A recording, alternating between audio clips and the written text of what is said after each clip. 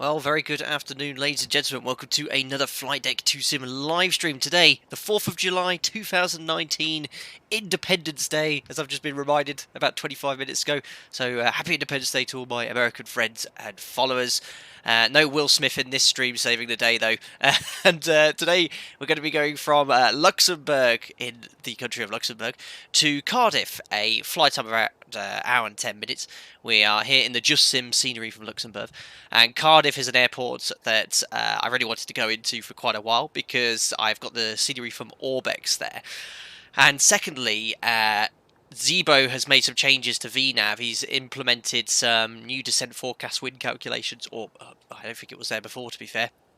So that's going to be new, and Cardiff has a really nice procedural approach that we can test and fly later on, which we'll discuss on our way over. It's a beautiful day here, pretty much, well, all over Northwest Europe. We're going to have pretty much clear skies all the way from Luxembourg to Cardiff, flying right over the English Channel, takes us right over the top of London, which is quite cool with the Ortho 4XP. Flight time around 1 hour 20 minutes as well.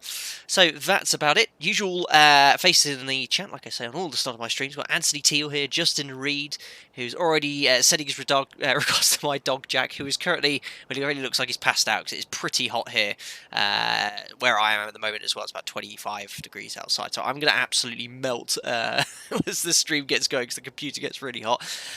Tim Fraser's here, usual members and stuff, and some other familiar faces. Cool, so here we are. We are on VATSIM. There's another aircraft here, Ryanair aircraft. Actually, I think I know who this is. It's a friend of mine who said he might pop along the flight.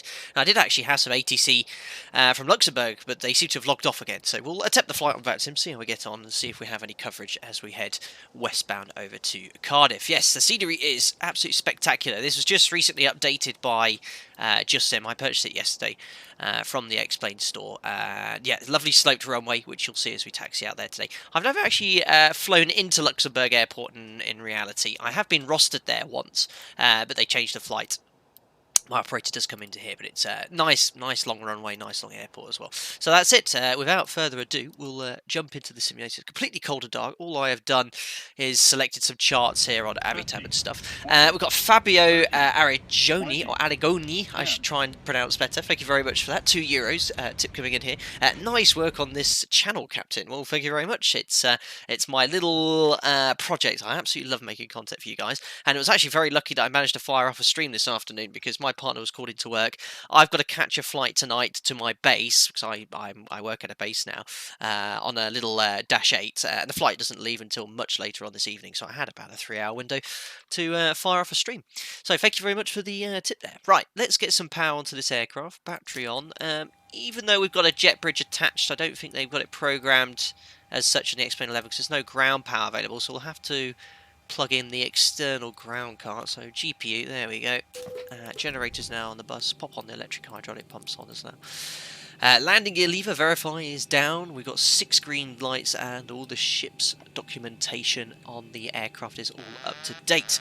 We've got a member coming in. We've got Matthew Hayes coming in with the membership, who's got I've seen that dog meme before. Here's his profile picture. Thank you very much for the membership. You shall be so invited to the members-only Discord automatically through YouTube. And actually, I'm actually doing a shout-out for a guy on my Discord. I have quite a few guys who are pilots. One of them's called Snapshot. Is it? Oh god, is it Snapshot? Have I said that completely wrong now? I completely forgot his username. Snapshot355, and he flies a Sentinel in the Air Force, so he's got some really cool input as well for the people that so join. So thank you very much for the membership, and also I've got a member coming in with a donation, $10. My goodness, thank you very much. Finally get to watch a stream from start to finish. No work to be at today. Good luck on your flight. I guess you might be in America celebrating Independence Day. So thank you very much. No, you might not be, but I'm glad you're here to watch the content nonetheless. So yeah, that's all good. Right, we've now got battery on. We've checked the 6 green lights. Now we can do all the fire tests and cargo tests here. The mod is just brilliant. I love these lighting effects here with the sun and stuff. I always think it looks amazing every time. I always compare it to when I started simming 20 years ago. How much it's changed. It's incredible. Right, so that's all done. Up onto the up overhead panel. Fuel. We're going to discuss the fuel earlier because there's a slight question mark over the fuel that SimBrief has calculated, which I'll go over.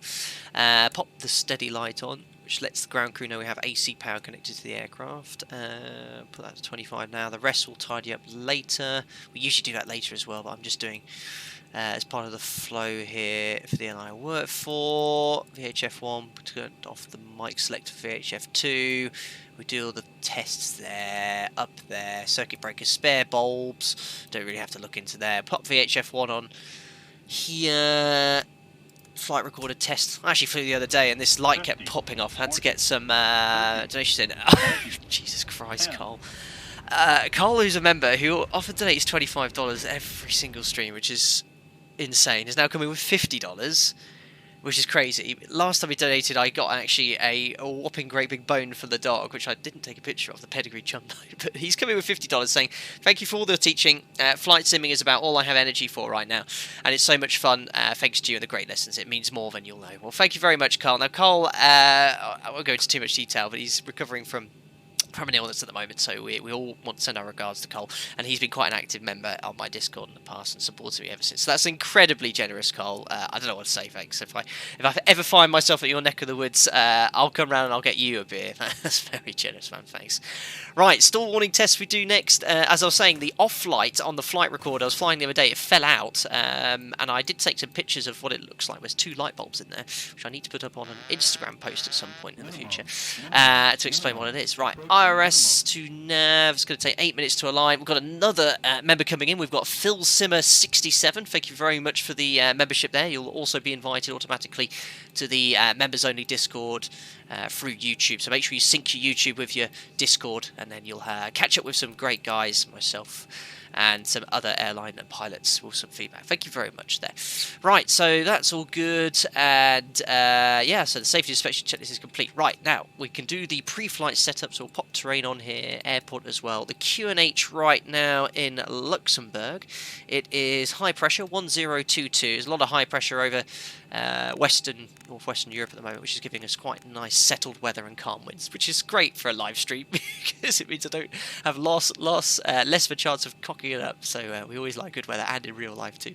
So QNH is set 1022. We need to select the minimum flat retraction altitude. Now the elevation here is about 1240. I've done all the performance on the Boeing onboard performance tool from my work EFB, and it says the MFRA is exactly 2,500 feet. So if you're new to the stream here, this altitude I'm setting here is the height at which we accelerate in the event of an engine failure after V1 and prior to accelerating the aircraft. So that's why we set that there. I do it some streams, other times I don't. Tim, didn't fancy the 200 then today? Now, yeah, I did mention to some of the members that, and Tim, that I was thinking of jumping back into the Fly JSim 200, which is an awesome, fun aircraft to do. But ZIBO told me he'd done all these updates, and I said, oh, I'll try the mod. Yeah, but I really do want to jump into the 200 again at some point in the near future. Cool, so panel lights, will turn that up. Actually, I like to turn them all up down here. Oops, not the floodlight, but the panel bright. Just make sure you can see all the frequencies nice and clear, and we'll do the one up on the overhead panel as well. Right, so that's all good. Now into the FMC. So we need to bring up the operational flight plan. Actually, we'll need, oh yeah, hold on, I always forget this. Start flight leg, so we get some nice ambient music in the background of the boarding through the bridge. And fuel, I said we're going to take 5.8 tons, which I'll explain why later, because I want to show you something in the OFP which came up. And then the payload, 140 passengers is what we're using today, and that is based off 14.9 tons for the payload. I didn't make a note of that prior to the stream, so about 15 tons worth of passengers and cargo and bags, and that gives us a zero fuel weight of 56.3 tons, so not completely full today. So basically kind of like a 3/4 load for this aircraft, the way I have it configured. I've got another donation coming in. I've got LPM61 who's just subscribed and donated £10 as well, directly through Streamlabs. So that's great. Thank you very much, my man. That's very generous. Like these 10 quid, guys. I've said you don't need to. I have it, and it's nice to get something just a little bit back for the work I do. But I do appreciate it. There's no need at all. Please feel free. Like you don't have to do that. But thank you, Martin ATL. Afternoon boss. Had to get off the phone with the girlfriend before I could finally join the live stream. Yeah, I know those troubles. Like I said, I probably wouldn't be streaming down to the fact that my partner was called off standby. Well, no, she wasn't called off, she had to work today. And I just had this little window to stream today. Cool. So, yeah, we've discussed the fuel and payload. Now, let's get the flight plan up here, OFP. There we go. Now, this is something I found out with SimBrief. It's probably worthwhile giving them an email to drop this in. They've given us 5.2 tonnes of fuel, and my alternative selected is Bristol. Now, for you who are not familiar geographically, Cardiff and Bristol are very, very close to each other, and it's said to get from Cardiff to Bristol, it's going to use 500 kilos about 11 minutes. Now, I think that's really as the crow flies. What the alternate fuel should take into account, and your final reserves, well, your alternate fuel, is a missed approach from your arrival airport, the full missed approach, the kind of departure from the airport, then the full arrival into Bristol, and then an approach into Bristol. Now, 500 kilos, that's probably all you're going to burn as if the crow flies. I doubt you're going to actually burn as little as that. And that means, if you look up here, the sum of the final reserves and the alternate is just 1.6 tonnes. Now, that's not a huge amount of fuel. That means if we land at Cardiff, we should be landing with about, if we don't save any fuel, en route 1.6 tonnes, which isn't a huge amount. At the airline I work for, it's an absolute minimum reserve of 1,800, and I've never ever seen it as low as that. So what I've done is just taken a bit of extra fuel just to up our final reserve. So we've taken an extra 800 kilos. So instead of having, we'll keep the reserves as, well, 1.6 of the reserves, we'll add 800 kilos, that's 2.4 tonnes instead of 1.6. So it just hasn't planned enough fuel there for the reserves. I've gone off on one, so I hope that all makes sense to you guys anyway. But yeah, 500 kilos to get to Bristol? I don't think so if you do the full missed approach. I mean, a go around typically to your missed approach altitude, you're burning 600 kilos of fuel as it is. So yeah, anyway, that's what that's all about. So just remind myself to set whatever I said for final reserve, 2.3. That'll do. Right, anyway, we've got the flight plan open, so we can jump down into the FMC. I do go off on one, don't I, guys? We never get airborne quick enough. Anyway, I'm sure you're interested nonetheless. Right, there's the FMC. I've downloaded the latest AirAC from Navigraph. We're on 1907 now. We're in Luxembourg, which is Echo Lima Lima X-ray. Again, I'll go into detail of where we're parked and the SID we're flying very shortly. And we are flying to Cardiff, which is Echo Golf Foxtrot Foxtrot. So that is in Wales, which is in the United Kingdom. Just like the UK has separate parts, we've got Northern Ireland, Wales, England and Scotland. This is technically in Wales, albeit the United Kingdom, which is probably a controversial topic I'm not going to go into on the stream. Right, call sign is Broadsword 01, not the one I tried to attempt to say a couple of streams ago. Departing of runway 06 here, the wind in Luxembourg right now is 0107 knots. We're doing the, I think it's Rapport 6 Tango departure. Just actually check on my work iPad what the actual name of it is. A Rapport 6 Tango, there we go. And then we're just writing in the information here for the routing. So it's Upper November 857, so straight onto the airway from Rapport. That takes us to Gimir. And from there we are going direct to Didor, which I recognise some of these waypoints. Alesso I definitely recognise, that's south of UK. And from Alesso we are going Tango 420 to Biggin. And from Biggin, Upper Lima 9 to Compton. And they are VORs in the London area. And then from Compton, our routing takes us onto the Star, which is the Cardiff 1 Charlie, for the procedural approach runway 12. So departures, arrivals, ILS 12, Cardiff 1 Charlie. We're going to select the Cardiff 1 transition, which is the procedural approach based off a Category C aircraft, which is what the 737-800 falls into. Right, we can activate that, execute it, and go to the performance page.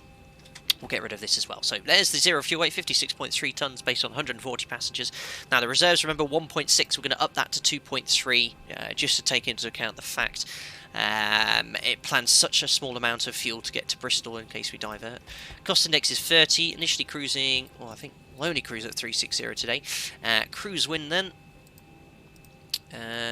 We've got an initial stop at 3.5 for about 5 minutes, but it goes then to 360 after 21 minutes into the flight plan. So that is 002 at 23 knots. So very, light winds up there today. If you're flying today over Northwest Europe, very smooth conditions. It'll be a very nice day to go flying. And at top of climb, ice deviations +5. Excellent. Now, temperature is 24 degrees in Luxembourg, 22k, and the OPT performance, I didn't have much time, but I tried and take a screenshot of this and put it into the into the AviTab function, but I didn't have time prior to this stream. It's saying that we can take 36 degrees assumed temperature, which should give us 91.1 with the bleed off, or 90.1 with the bleeds on, so we put that there, or 92.2 this is saying.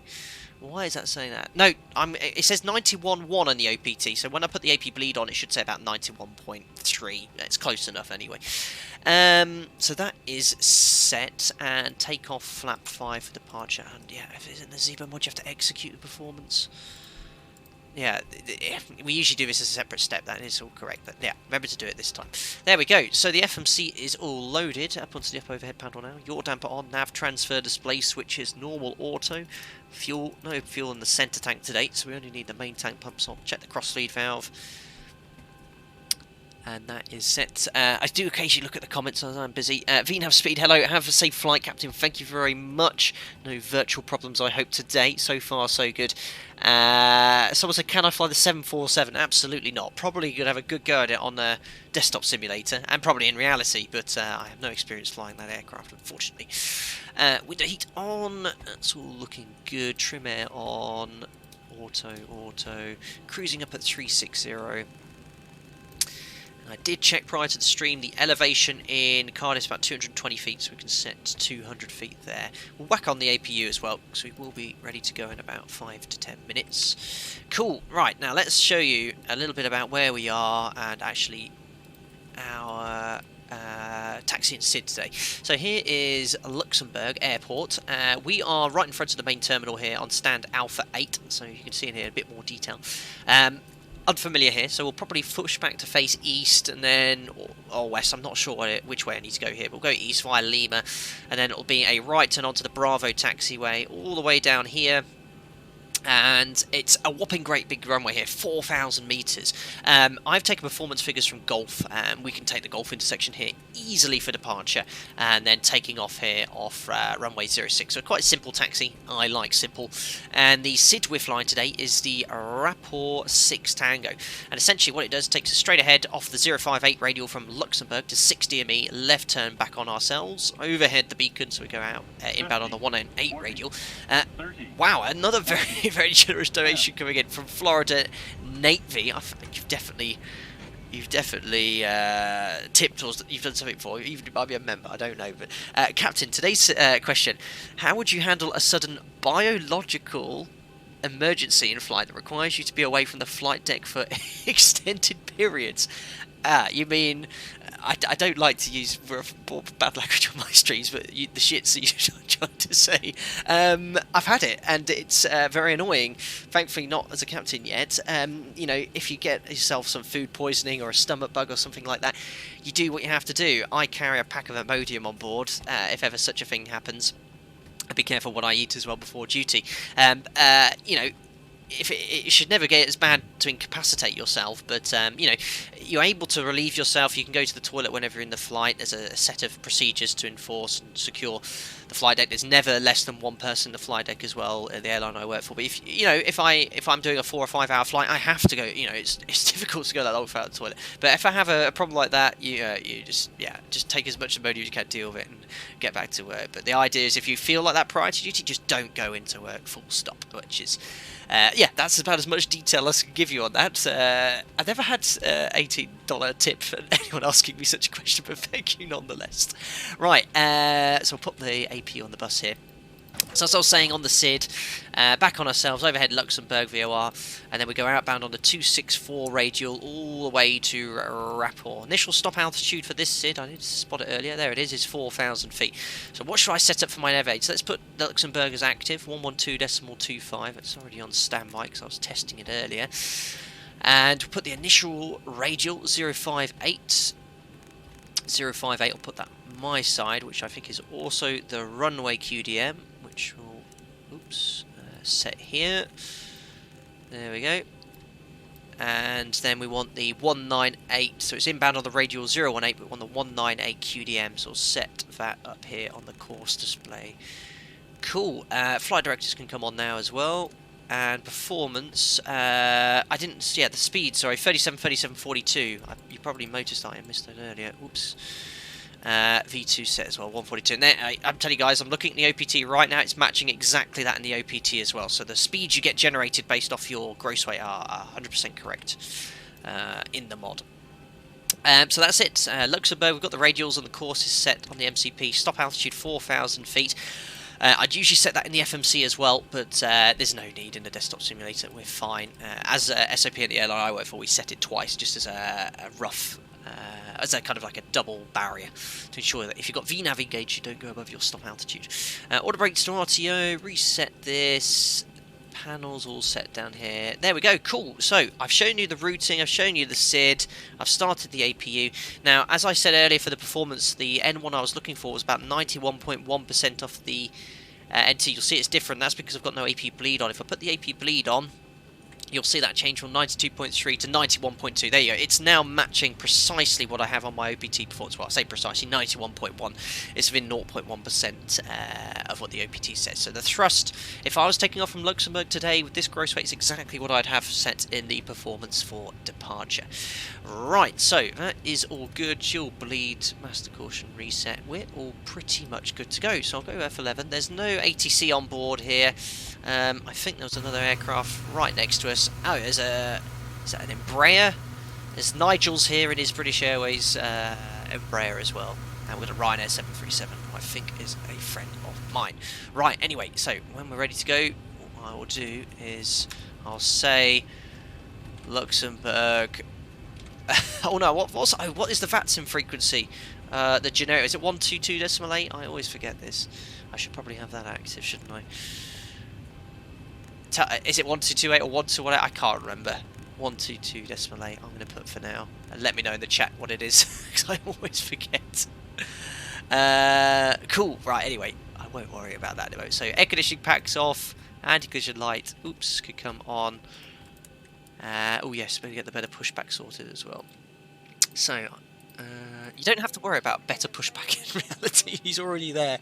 Right, so pre-plan.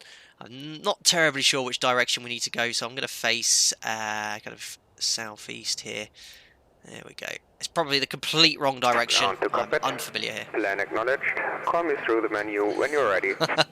He sounds like he's from Luxembourg, that's for sure. Right, request pushback. There we go. 122.8. Thank you, Cheeseburger, Chris Press 85, and Mr. Hattie. Driving up. He also sounds like he wants to. He's coming to the end of his shift as well. Oh dear. Ghost nukes. Why not Iveo?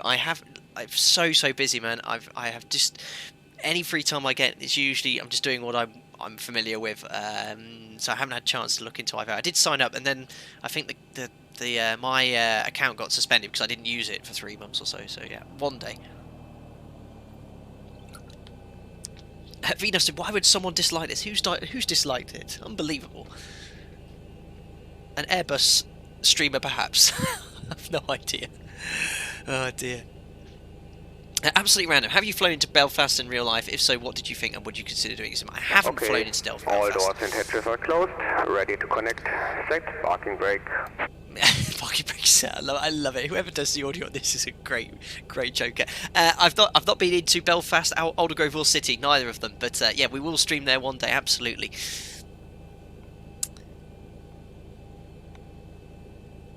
Respawn Gamers, how do you find your reserve fuel you should use? So, as I was discussing earlier, your reserves, the one you want to put into the FMC is the sum of your final reserve, which is 30 minutes of your aircraft holding at a few thousand feet above the aerodrome, plus your fuel to get to your alternate.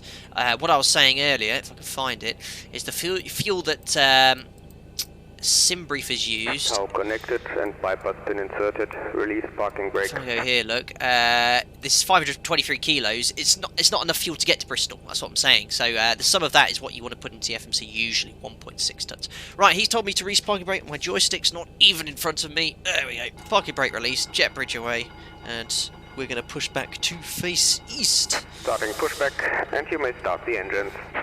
Thanks. very unofficial phraseology used, but it's all good nonetheless. Right, anyway, let me just have a little bit of a sort out on my desk. Oh no, have I left the cart connected? Oh, I thought it sounded like a GPU cart. There we go. Alright, so pushing back here, and we'll get the engine started very, very shortly. That sounds like the ZIBO GPU cart's connected. I definitely disconnected that, didn't I? Yeah, I have no idea. Sounds very loud. Right, anyway, let's start engine number 2. Or it's just the tug, perhaps, I don't know. Alright, there is number 2 turning. Hugh Martin, good question. Were you nervous when you did your first PA? Yeah, I was actually. When I did my first one as first officer. A little apprehensive. There we go. A little apprehensive, but I didn't screw it up, thankfully. Right, that should be about 25% N2. Yes, max motoring, there it is. Start lever tidal D10. There's the EGT increasing.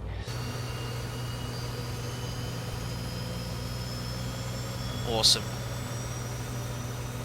Diogo, my bank angle set to 20 degrees. Oh, well spotted. Thank you very much. I must have knocked that.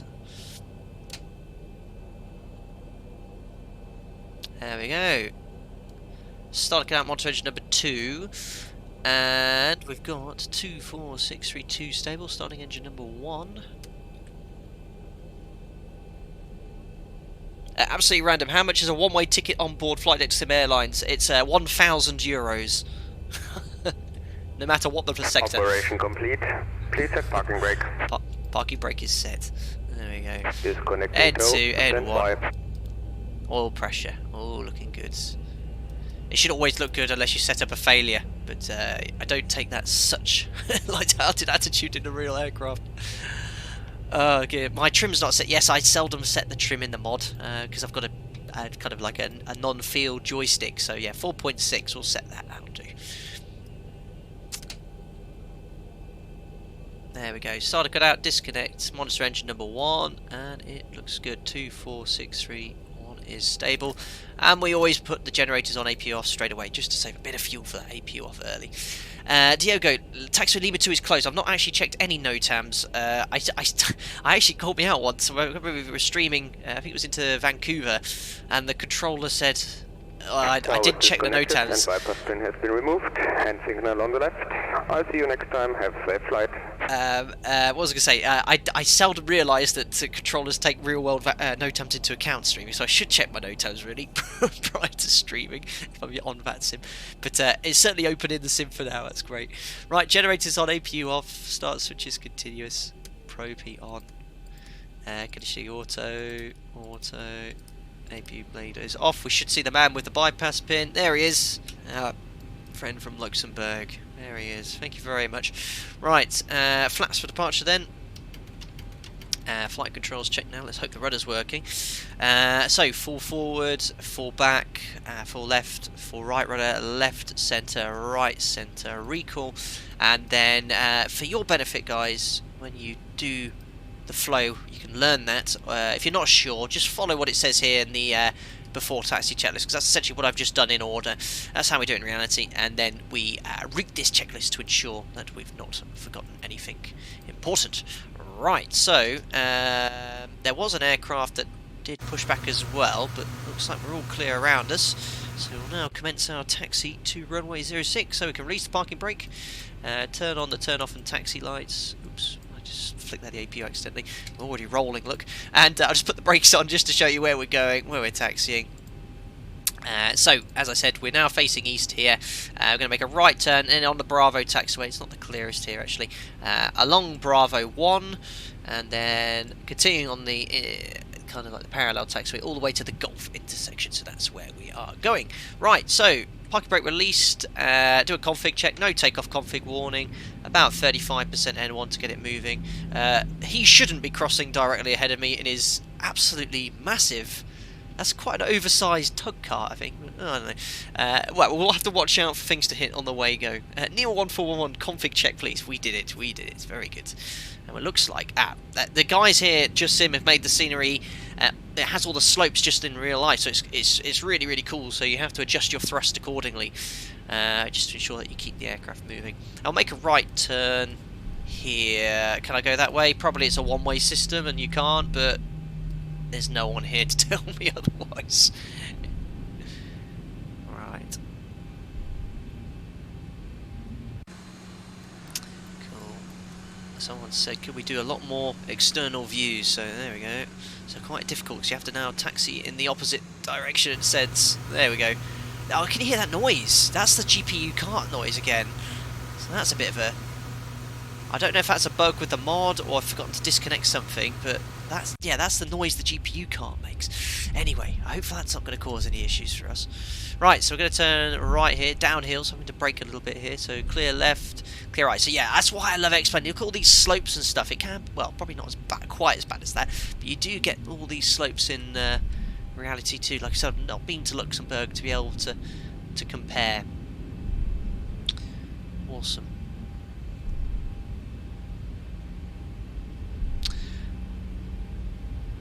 So when you're taxiing along, you shouldn't need more than 40% to kind of just want getting the aircraft to accelerate. 35% is enough. We're a little bit uphill here, so I'm probably having to set a little bit more. But you can see on the ground speed here, when you're taxiing, that's what you want to keep your eye on here. Up to 30 knots, kind of, that's the maximum we taxi up to. As a maximum, generally I taxi around at 20, 25. Especially if I'm unfamiliar, I'm a lot slower. 10. Cool, right, I've got Dominic Orsini coming in with $1.99. Thank you very much for that. Thanks for sharing your time off on the 4th of July. Well, the celebrations aren't so existent here in the UK, but I understand, yeah, obviously a very important day in America, so glad you're enjoying your time off and that you spent the time to watch my stream, so thank you very much there. And looks like I've got a new member coming in here. Someone called Smitty's joined the chat, so thank you very much for that, and welcome to the channel. And you should automatically get invited to the Discord afterwards, which you have to sync your YouTube through. But thank you very much for the membership. I look forward to catching you up later. We have an American Airlines 737 here, and all sorts of activity going around here. It's really cool. They make it very immersive in the simulator. All the cargo trucks and all the fuel trucks going around as well. Cool. Tom Baldock, do you have to check flight control services, example flaps match the indicated positions before initial selecting the electric hydraulics on? Yes, as part of our safety inspection checklist, the flaps should be up, and we just make sure the flap indicator matches that. And as part of the before taxi checklist, which I don't do during the stream, I just do the flow, we have to verify that the flaps are physically set to 5, the green light is leading edge lights are on, and the trailing edge flaps match, and it also matches in the FMC, and we do not commence taxi until that is matched. So it's it should be impossible to take off with the incorrect flap setting or the flaps up at where I work. You don't want to end up having to do that. And if you ever find yourself in reality taking off, realising you have the wrong flaps set, you stop, you return to stand, and that's you done for the day. You shouldn't have got to that stage. Awesome. Right, so we're trundling on our way to the whole point. We can now do the before takeoff checklist. Config we've checked, flaps we've got 5 green lights, stab trim is set for takeoff as well. Takeoff briefing, the packs are in auto, bleeds on, the V speeds for departure are set. We've got 137, 137, 142. We're doing the Rapport 6 Tango departure, which I can now select here on the SID. We're going to be climbing, oh my goodness, try and keep on the sense of the taxi here. We're going to be climbing straight ahead to 60 me off the 058 radial, make a left turn 198 inbound to Luxembourg via our stop climb 4,000 feet, which is set here. And there is actually an emergency turn here, so if there was an engine failure you'd have to make a left turn to a waypoint called Dietrich. I haven't put that in the FMC, and I've not programmed anything of the sort in the simulator, but it's something we would discuss in reality. So that is reviewed. To imagine the cabin is secure. Checks are complete for departure. So here we're going downhill. You can see idle thrust here, the ground speed is slowly increasing, 22, 23. This is often, I wouldn't say an issue, but it's often something you have to take into account. I don't know if you guys hear, my dog is dreaming. He's making little roof sounds. He's right behind me. So I'm just having to use brakes anyway occasionally just to keep the ground speed, you know, below 30 knots there.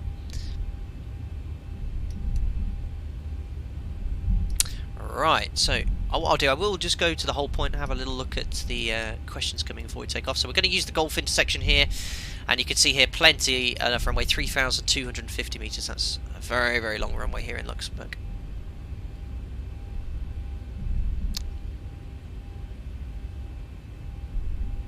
Awesome. Sean, that's an interesting comment. No real world pilot will be caught dead in here with all these wannabes. Well, I think you could call myself a wannabe 20 years ago for sure. I actually got quite a few people who are colleagues of mine who pop in during the stream to give some feedback. So and there's nothing wrong with working at McDonald's. I worked at Morrison's selling chickens. So you gotta work hard somewhere. Right. Here's the Gulf intersection. That is a whopping great big hangar there. I don't know who owns that. Right, just set the parking brake anyway. Just have a look at the last few comments. So how we got here? Lawrence, how did you get your type rating through a CAE or your company? I had to pay for it privately at the airline I worked for. This was 8 years ago, and I finished paying off all my flight training loan about 3 years ago.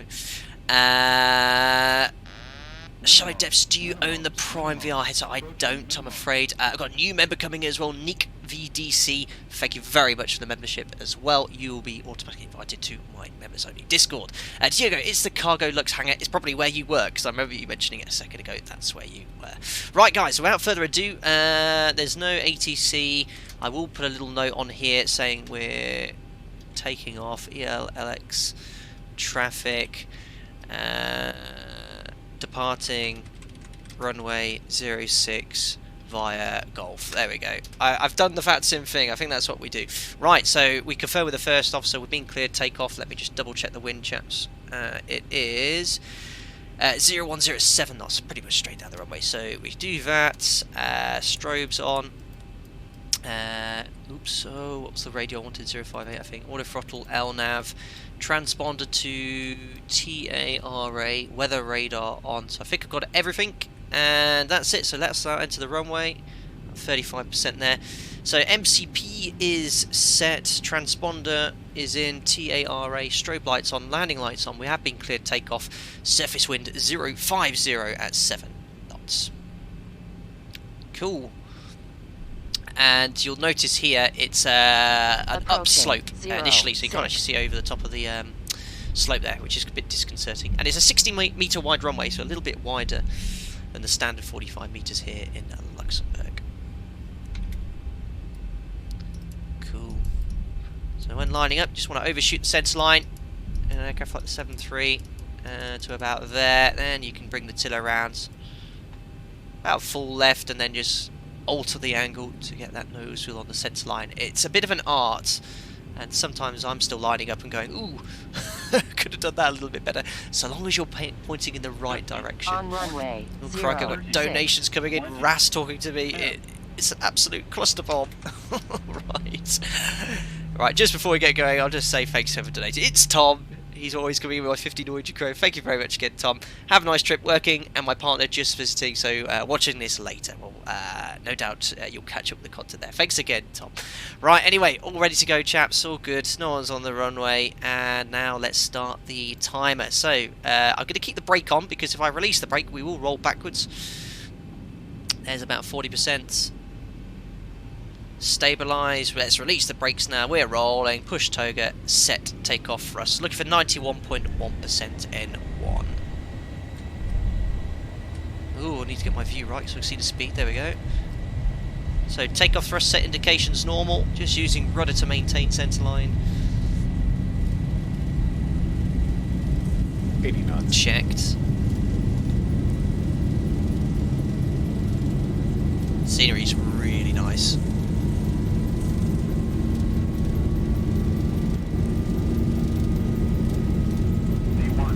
So E1 hand off the thrust lever, start that rotation 2 to 2.5 degrees per second. There's the dead bank, continue pulling back onto the flight directors. Positive rate of climb, gear up and trim. There we go. 400. That's LNAV. Awesome.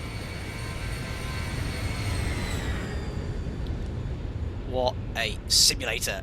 This is so cool. Right. 1000. That's Command A. I'm not 100% sure what noise the procedure is. I didn't look, so we'll bug up now. And remember, we're going to continue outbound on the 058 radial until we are 60 m from Luxembourg, which is here. And then we'll make a left turn back over the top. So SV2 plus 15, we can select flaps 1. Shallow depth side, did I see a tiller on the FO side? You did. Some operators do have it still installed to allow the FO to taxi, but not at the operator I work. We only have it on the captain's side. There's the flap 1 bug, so we can now select flaps up. And we'd usually be transferred to Luxembourg departures or tower, and unless there was a lot of traffic, no doubt we'd get continuous climb. So I'm going to set higher altitude now. There's no ATC, so we're going to set straight up to 360, which would be very unlikely, but there's no ATC here at the moment, so that's fine. Right, so we've got the flaps up, we have no leading edge lights illuminated, so we can now set standard. And on the standby ISFD, which I forgot to set the QNH anyway, passing 44 for flight level 360, we can now do the after takeoff checklist. So start switches to off, gear to off, and auto brake to off. Now carefully check the air conditioning and pressurization. The differential pressure is increasing, that's really important. Cabin altitude is climbing. Cabin rate to climb. Now I actually had a comment here from another streamer saying the mod's broken, why isn't this climbing? It varies, so basically it'll give you a very shallow rate of climb or no rate of climb, just to allow the diff pressure to increase, and then as the cabin altitude reaches a predetermined level, the cabin will match the climb rate there. So you can often see it generally gives you kind of a couple of 100 feet per minute, not often stuck at 0 like that, but it'll vary that accordingly, just so the diff pressure increases. Right, anyway, air conditioning pressurization, diff's increasing, we've got all the switches in the right place, check the temperatures, they're all set. Release the passengers, we push this button once to allow the cabin crew to release. Oh Christ, I thought we were about to roll over. LNAV's really banking it round there, 30 degrees, but that's fine, that's kind of like the max limit. After takeoff checklist is complete. And my friend from China has just come in for a £1 donation. He's always dropping a few in there. Thank you very much for that. There we go. So it looks like we are... So yeah, I mean, the mod should be really on the magenta line. I think it's just programmed just to take a steep turn there. In the real aircraft it builds the line perfectly, but I had that issue in the PMDG NGX as well. But you can see anyway what we're actually doing. Making that left turn. It looks, I mean, it looks like we cut the corner, and we have slightly, but pictorially the chart doesn't really represent what an aircraft's doing. If you're in like an ATR or a dash, it's going to be a lot tighter turn. So we're just turning right inside that. I should think it'll intercept now wings level to go onto the 198 radial to the VOR there. Right, Noah Featherstone coming in with an incredibly generous $15 here. Thank you very much. Is there anything... I'll just let the thing finish. Thank you very much. Is there anything you'd add or change in the mod to make it more like the real thing? Thanks again for doing what you do. This is a great way to start the day all the way over here in Texas. Well, enjoy your Independence Day, Noah. Thank you very much.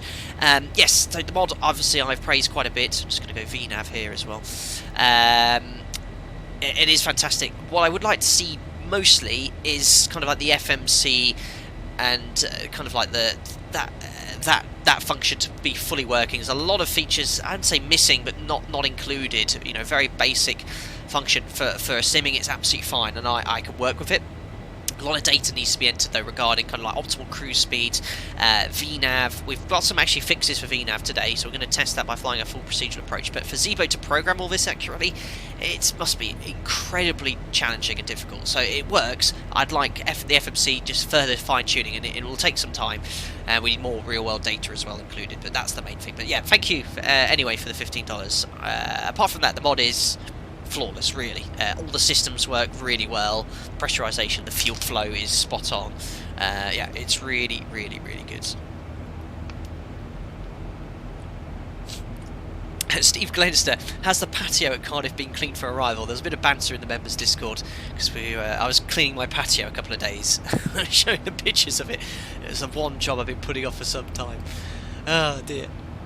Look at this anyway, beautiful day overhead Luxembourg, and soon where we're going to be going over Holland, completely flat over this part of the world. It's going to be clear all the way. I wouldn't mind flying today at all.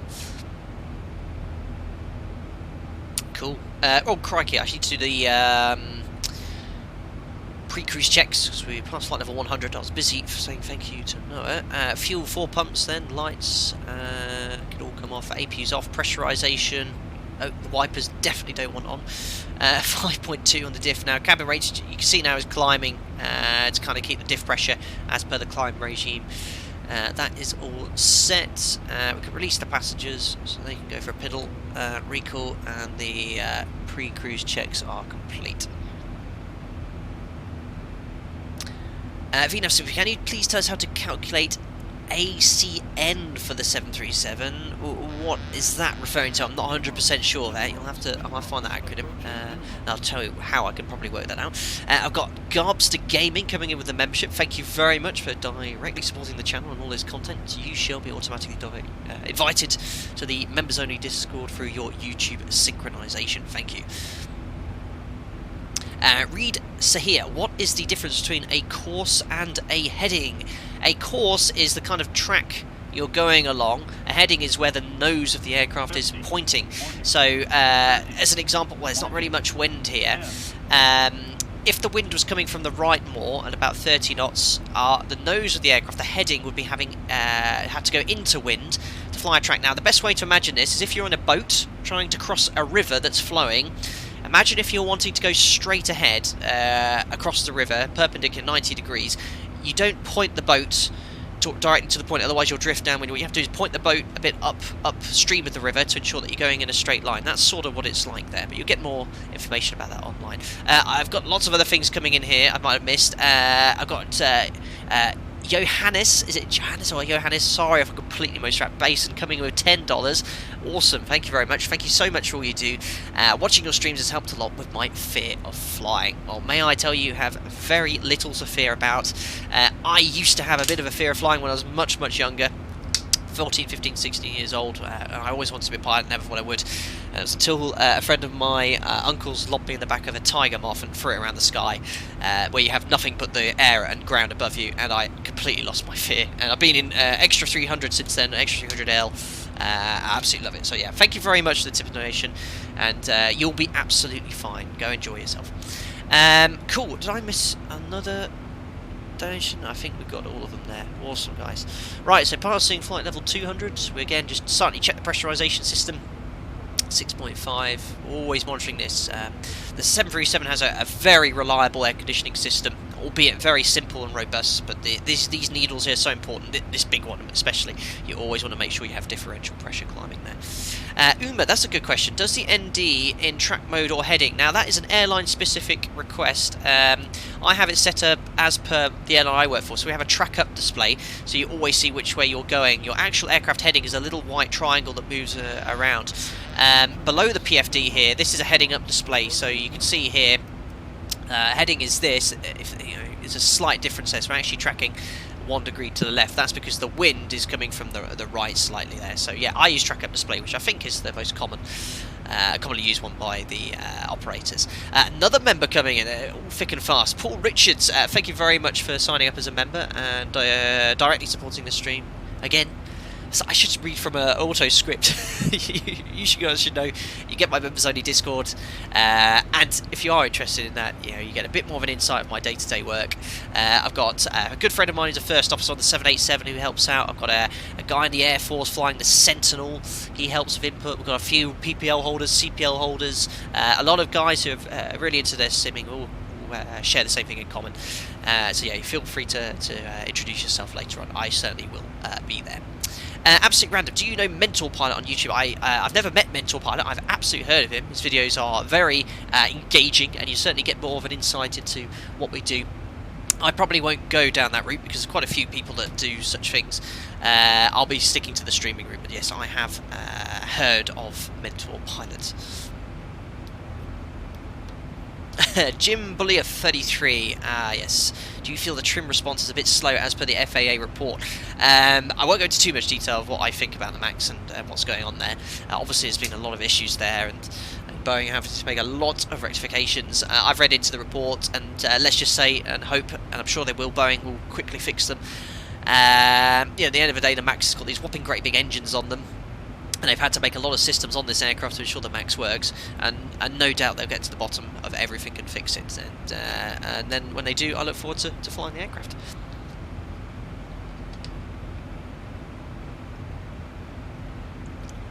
Flight sim. Do you live in the UK? Yes, I do. I will not go into much more detail than that. Awesome. So here we are. ATC wise. Oh look, we've got London Centre here. We might be talking to someone later. So I'll put 133.7. I haven't even checked if that's our routing, but we'll stick it on standby just in case we get some ATC coverage later. Geographically, we can get rid of all the charts here. Bring up Cardiff later. And here we are. There's Luxembourg we've left behind. We're going to be going over, I think, westbound, making a right now. I think going towards Amiens, crossing the channel. I think we're going more northeast here. We're going right over the top of London, looking at the waypoints that we had earlier. So that would be quite cool with the Ortho 4XP.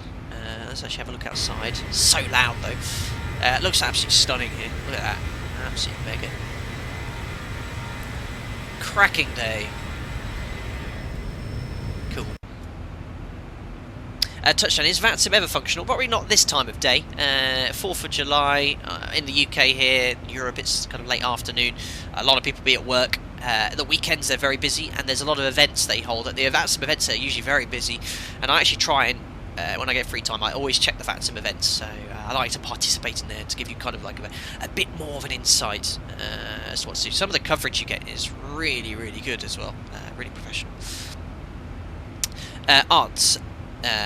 Very nice, simple username there. In Europe, is there a sterile cockpit below 10,000 feet? Well, actually, the airline I work for, we have a sterile cockpit from pushback all the way to top of climb, and then from top of descent all the way till engine shutdown. So, conversation only pertinent to that flight shall be made. Flight deck sim airlines, we have a more laid-back approach. You can talk about what the hell you ever want at the cost of safe operation and procedures. Certainly more cheap out though, but I do joke. I do try and follow procedures as realistically as possible as we do our flights. Reed Shahir, hello from Turkey, hello to you too. Did you see the new Microsoft Flight Sim? Absolutely did, and I'm very excited to see what Microsoft can do, and it looks promising. They've already said that they'll have third-party support for software developers, which is really important for the community. So yeah, we'll see out next year, I think, and we'll absolutely get a copy and do some flying in it. But certainly for me, if you look into the market right now, Laminar don't give me anything to say, but it is the sim. It really is. Not just from a handling perspective, but you've seen my streams. The sim's so stable. I've never had it crash. I've done what, 400 or 500 hours now. Next, it's crashed once, and that was prior to a live stream, and I have no idea why. And it just fine. I've never had any issues with it, which is great.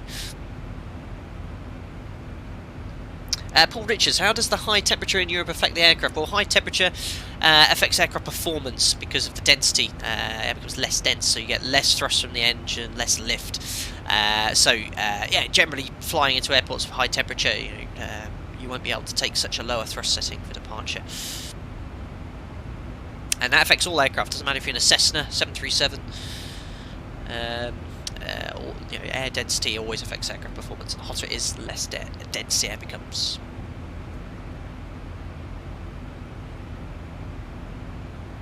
Florida Navy, tomorrow night's event is Light Up America, ATC across the USA from east to west. So there you go. Well, at 1 o'clock in the morning UK time, I'll be tucked up in bed or probably landing at that time. I'm very busy. Tonight I have to catch my flight to my base on the Dash 8, the rattle machine, or the Crash 8 as I like to call it, and then I'm flying 3 or 4 days. Next 3 or 4 days I've actually got to swap in for one of my days to get home a day early, which is what I'm going to be doing. So yeah, keep an eye on the social media feeds. I like to put a few things on the story every now and again to keep you posted with what I'm up to.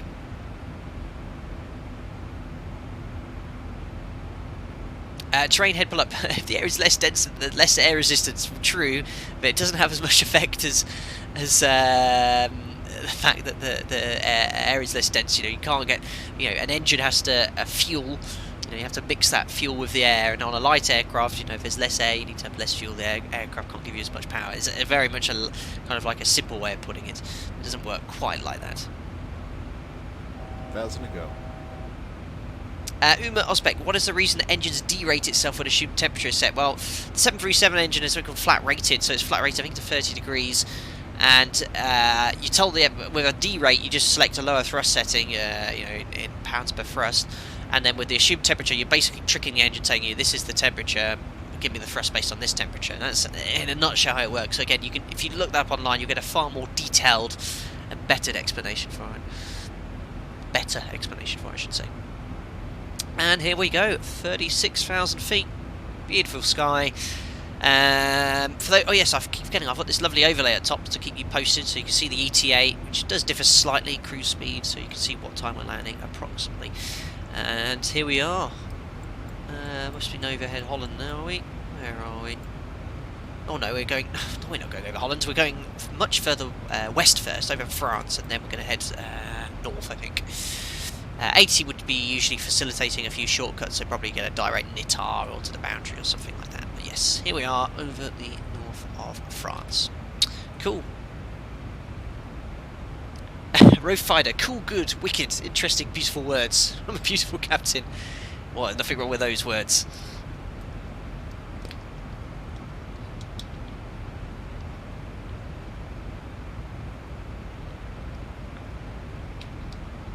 Flight sim, do a flight from Birmingham to Jobs about. Well, I haven't actually flown to Birmingham, have we? On a live stream, which is obviously kind of like a busy airport in the middle of the UK. Yeah, we'll consider that.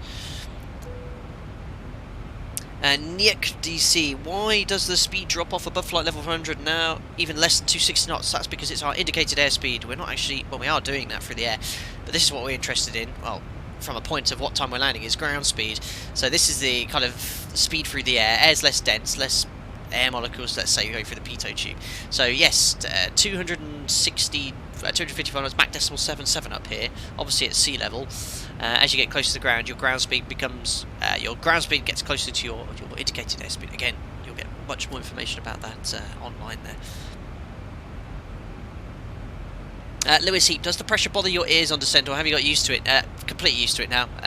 Easily equalise my pressure by moving my jaw, or you could do the vascular manoeuvre, so where you hold your nose and blow. I don't do that too hard, especially if you've got a cold, but that usually clears it as well. Word of advice, do not attempt to fly if you have a cold, especially if your ears are blocked. If you feel your ears are blocked, just don't fly. It's not worth it. Passenger, certainly if I'm flying, going to work, absolutely no go. Stuart Payne, I'd have his wheels nicked if he tried taking off from Birmingham. Love it. I hope I haven't got any problems here.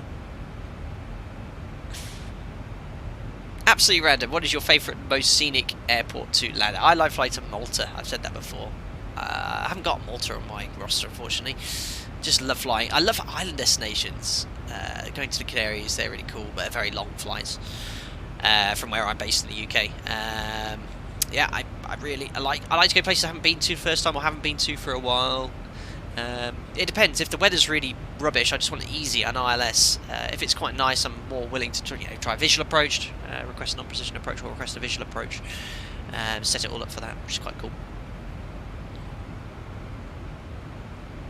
Macy K, how to fly home from blocked ears, one word, hurt. Absolutely. And I've got Jeff Engel coming in with a membership. Thank you very much for that.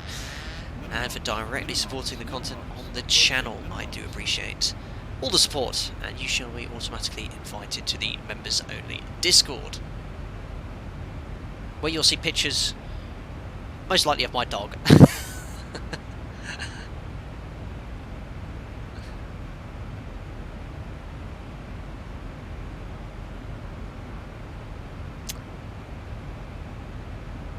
Cool. So no ATC coverage yet. That's what I wanted to do, is check the VATSIM map to see where London Centre was covering. Oh yes, we might just get some ATC coverage from London, which is quite cool, as we get over UK airspace, but no ATC at Cardiff, unfortunately. Not would be an issue because we're going to fly procedural approach anyway, which is the sort of approach you'd fly if there was no radar available. Touchdown. My condolences to your dog. He's absolutely zonked. I took him for a long walk before the stream. He's behind me. His eyes are flickering, which can only mean one thing. He is dreaming about things that only dogs dream about. Strip Paint, Cardiff is beautiful today, bud. Would be happy to take you down on the bay for a well-earned pint if you're over the Bow Bridge. Thank you. Procedural approach today, though. Be all boring, but that's because I want to do some testing with VNAV, see what ZIBO's been up to.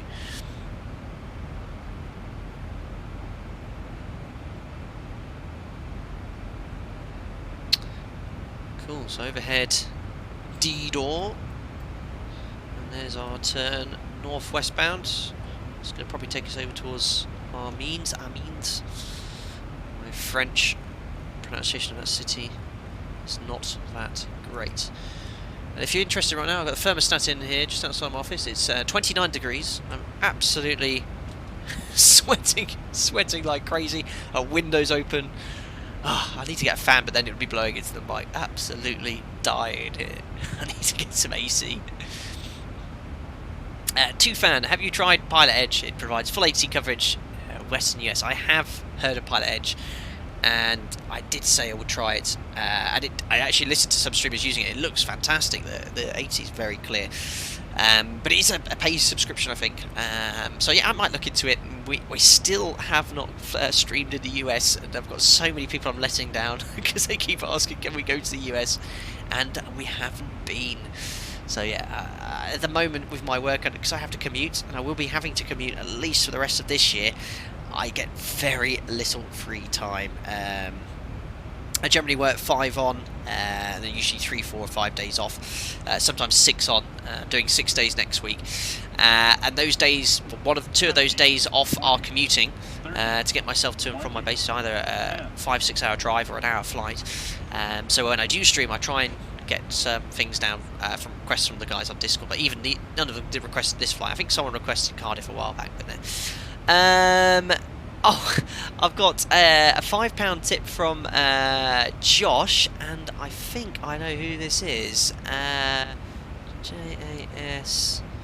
Hold on here, because I'm just doing a little search.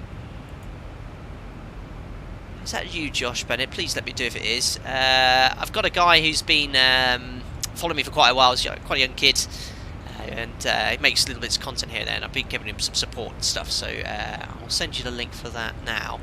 Quite a young kid, he's just doing some streams, and you know, his dad messaged me saying, you know, give him a shout out and stuff like that, so I do, and he makes some quite good videos. He's brand new on FlySim, brand new on the mod and stuff, so I'll post a link to his channel there. Go give a couple of his videos a thumbs up and stuff. That'd be really nice of him. I'm not sure if that was you, but I think if it is, yeah, thank you very much, Josh, nonetheless. Anthony D, you're tough to stream with a power washer in your hand, boss. Yes, the power washer is away now. Touchdown, do you watch PewDiePie? I have actually watched some of his videos. It's very funny, actually.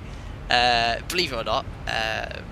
But I don't actively watch his videos. I watch the odd one here and there. He's quite a funny guy. Bit controversial, but funny. Phil Simmer, 36 degrees here in central Florida. Crikey. Well, it's only 23, 24 outside here, but it's just... My house, you know, it's got...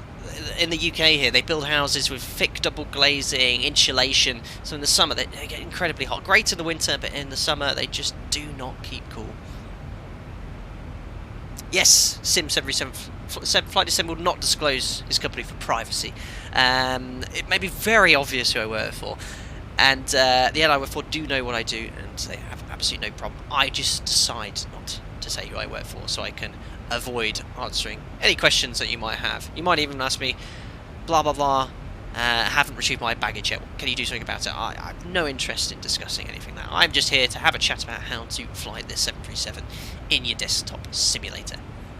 Josh Bennett, he is here. I'm watching your stream, and thanks for the shout out. Yes, you're most welcome, Josh. Actually, Josh, there we go. I've made you a moderator, so you can actively participate more and more. Good morning here. Temperature 60 degrees, not much summer. Much cooler there.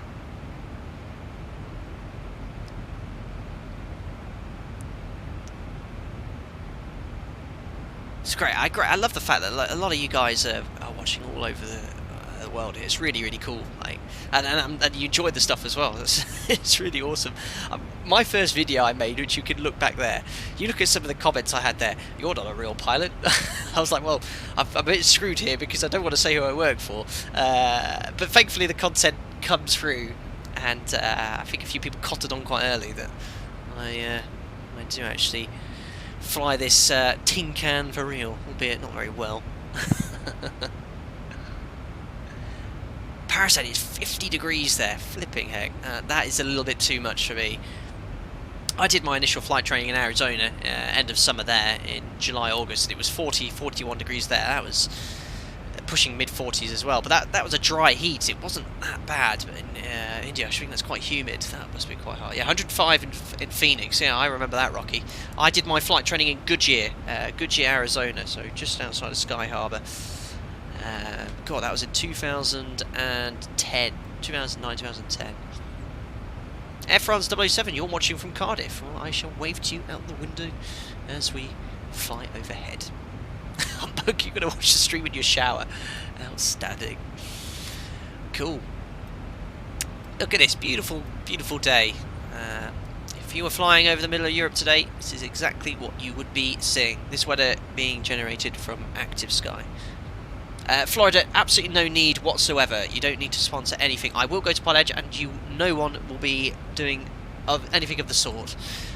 You know, I get the membership. I get membership, the odd little donation here. It's very generous, and a lot of that I put back into the sim a little bit. You know, I'll confess, I do get the odd drink down the pub, but there's no need to do such a thing. Thank you.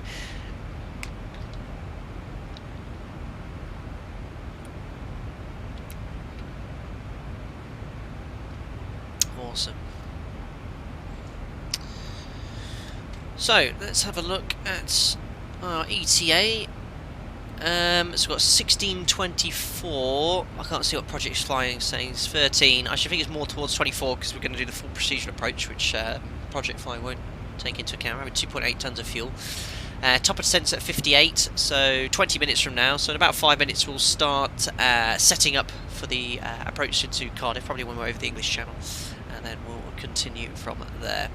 Touchdown, is the weather updating as per real world? It is, as I was just saying, this is through active sky. It is pretty much clear all over northwest Europe.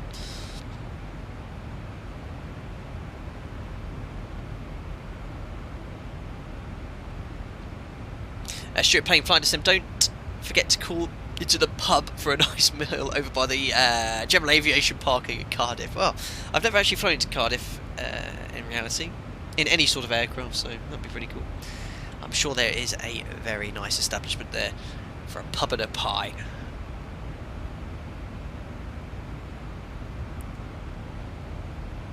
Absolutely random. Do airlines ever do sporting events inside the company like basketball or football? Well, they don't really. They do some social events and stuff like that. A lot of it's done kind of outside our work through social media. So we kind of meet up every few months or so, a lot of recruiting stuff. But with the work, what you often find is, because we all work shifts, there's there is never a time when we're all off at any one time. So it's quite difficult to organise that sort of stuff. So yeah, we'll see. Tim Fraser, beers will be on me at the expo. Yeah, hopefully I can get the time off expo, because at the moment it is I am working, and I've booked all my annual leave way before this month was off, so I'll have to get a swap for that week. But yeah, it'll be cool to meet you guys once and for all. Cool. Stuart, it's hidden that because it's all the slashes, but I'll show it anyway. That's the METAR. Cardiff 1450 Zulu, automatic, westerly winds 7 knots, varying between 210 and 280, 10k, no clouds detected, 22 degrees, QNH is 1024. That's pretty good, so nice day there, 22 degrees Celsius. Jeff Engel, thanks for the flights, first time able to catch on live, learned so much. Oh, thank you very much. Keith, what do you think of Dublin? No, it's it's an international airport. Yeah, don't really know how to put it. It's a fine airport. It's got 2 runways. I think they're building a 3rd runway there now as well. Normally runway. Prasad, would you like to fly the Airbus any time in the sim? Something I've contemplated quite a bit. Something I think would be quite a laugh.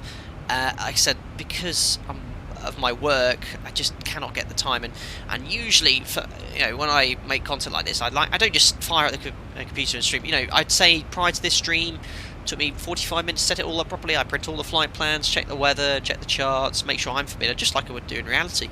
So to jump into an Airbus without really looking at anything could be quite interesting. It could be quite amusing, no doubt. Well, let me know in the comments. Would you like to see an Airbus live stream? And it'll be quite funny. I wouldn't even practice it. I'd just buy it, start the stream, let's go. I'll probably spend 2 hours on the ground, work out how to start the bloody thing. But we'll see.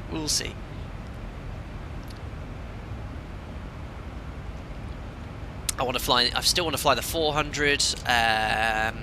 Oh, what's the company that make it? I can't remember. The FlyJSim 200. I love that. I want to fly that more.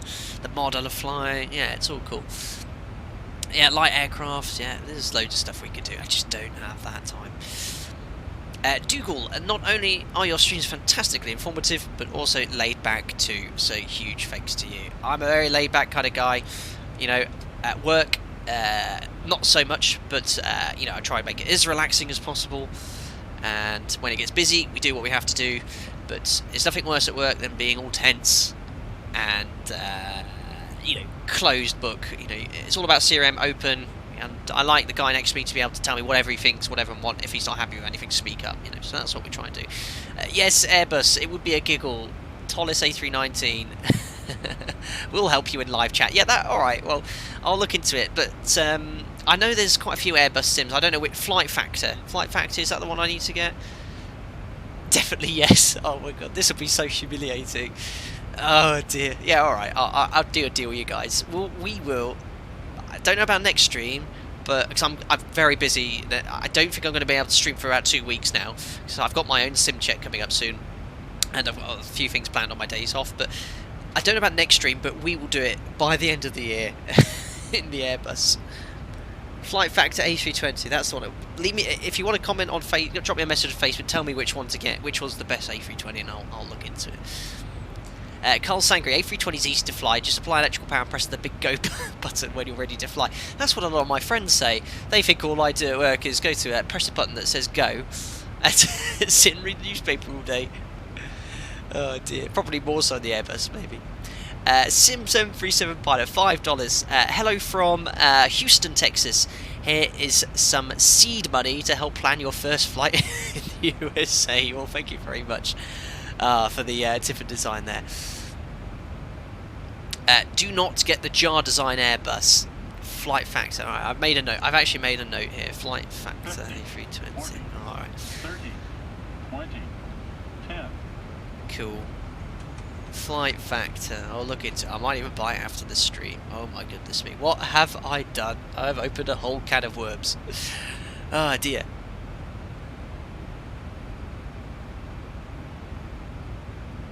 Cool. So here we are, approaching the English Channel. It is the north coast of France. It's Calais, Dover over there. Absolutely stunning day. And this is what our passengers will be seeing outside the window at Flydate Sim Airlines, praying that they get to their destination safely. That is an awesome simulator, really.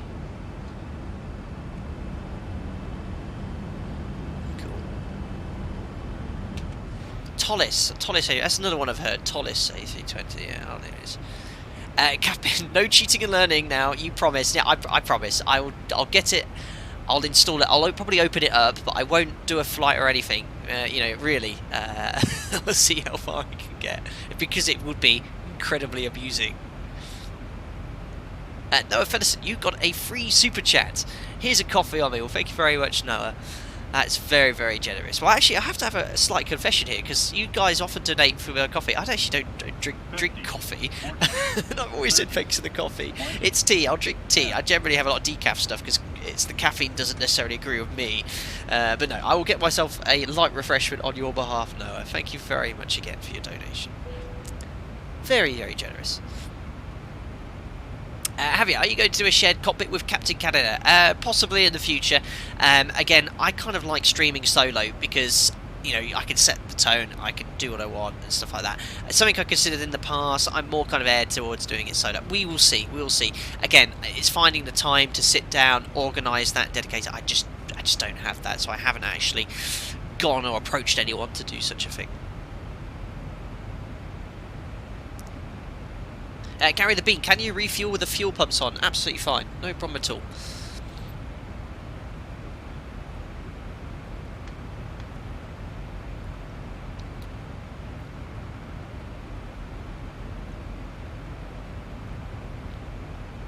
There we go. I've nearly finished a litre of water since we started the stream. Oh my goodness. So there is the coast of the UK. I'll be perfectly honest, geographically. Point is that going to be? Oh, Hastings. I did know that. So we're going from Hastings. I think we're going really quite close towards London because we're going Compton Biggin on the flight plan. And actually, what we should probably do is start thinking about setting up into Cardiff. It's approaching 100 miles top percent. So what we should usually do is hand over controls to the first officer in this case, and that allows the pilot flying for the sector to set it up. So I'll imagine he has control, and we're going to Cardiff, Echo Golf, Foxtrot, Foxtrot. Let's get all the applicable charts. So first we want arrival, flying the Cardiff 1 Charlie, which is here, and we want an ILS 12 procedural approach, which will be NDB ILS DME. So we're going to fly this looped approach here.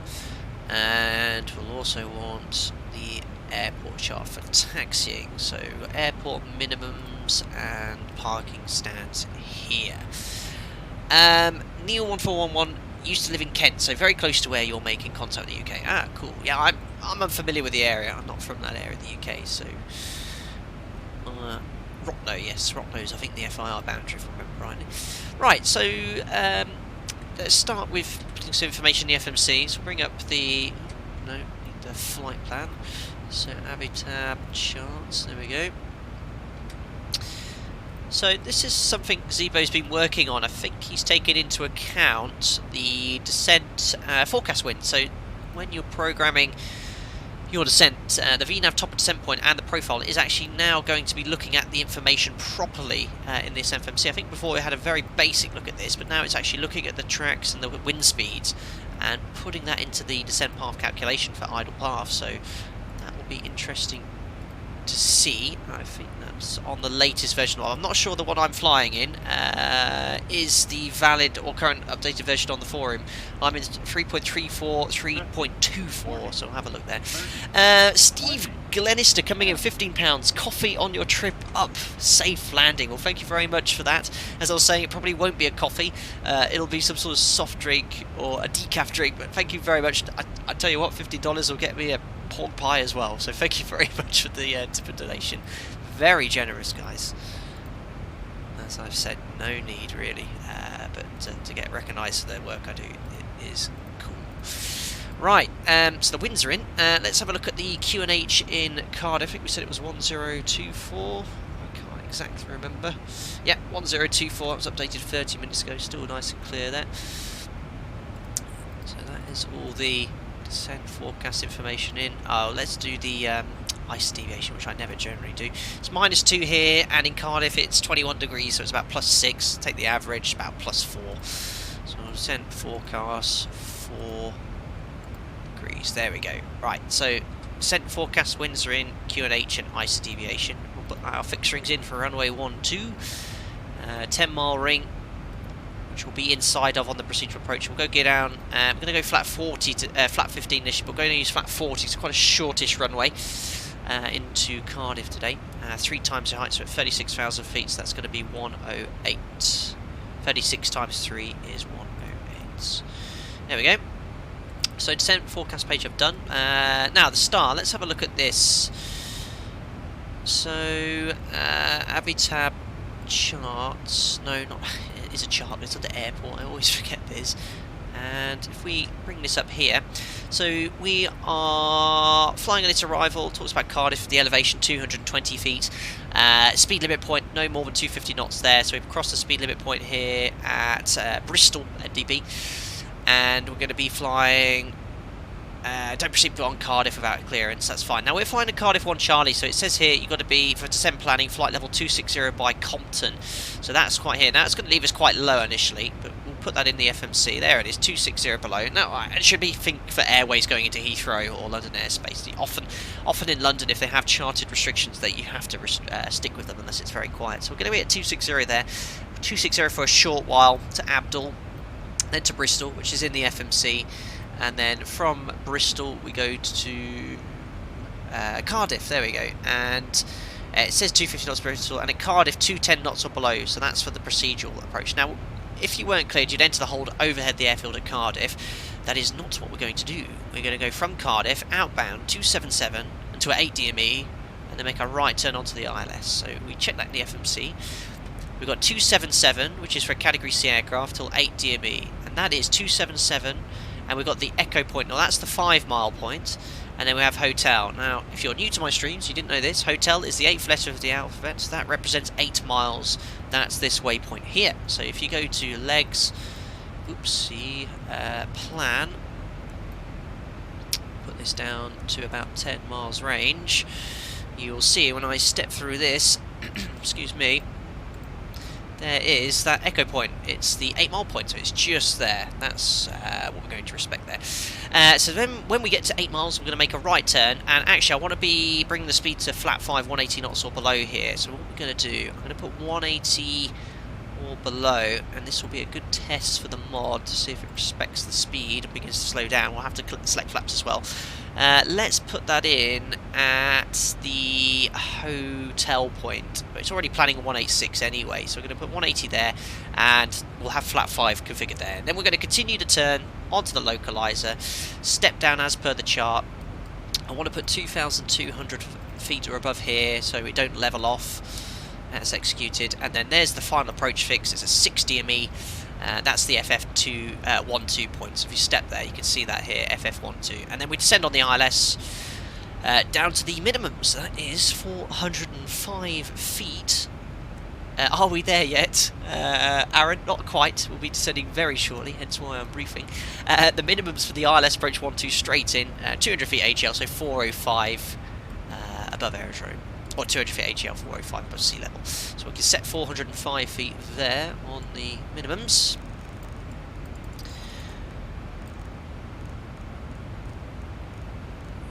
There we go, so we're just approaching London and Gatwick.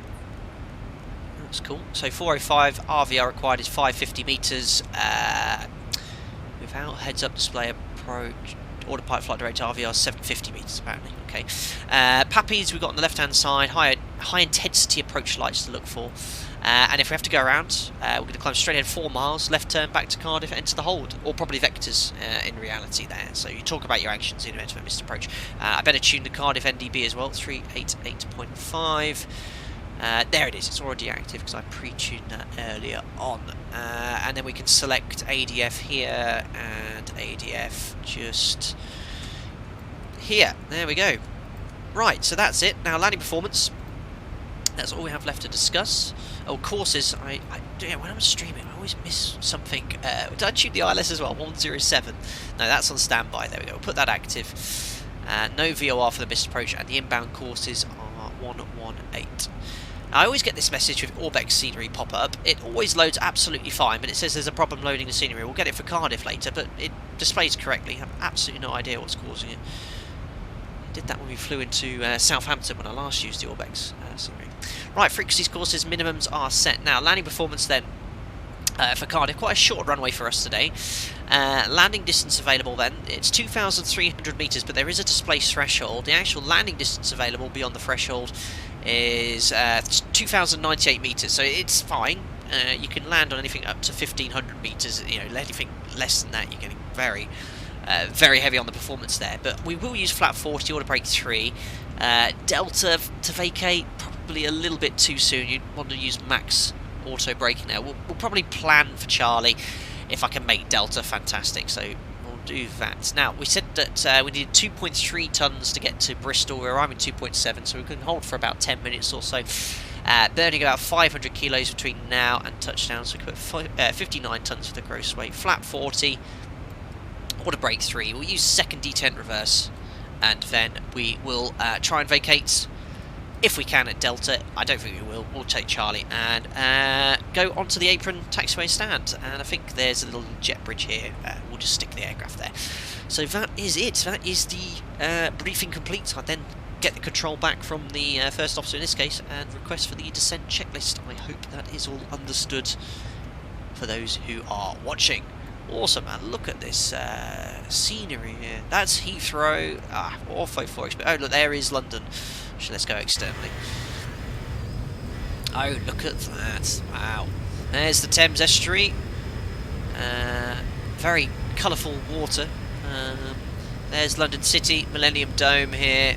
Water's very clean all of a sudden and then gets dirty, dirty again. Yeah, scenery is mega. I think we're going to go right over the top of Heathrow with our routing today. Cool. Aaron, I'm an approach controller at Luxembourg on VATSIM. Would you possibly be doing the return flights, as I would be happy to control your arrival? Unfortunately, due to time constraints, I do not have time for the return sector today, but I promise you I will return to Luxembourg, because that scenery was pretty spectacular. But thank you for your offering the service nonetheless. Cool.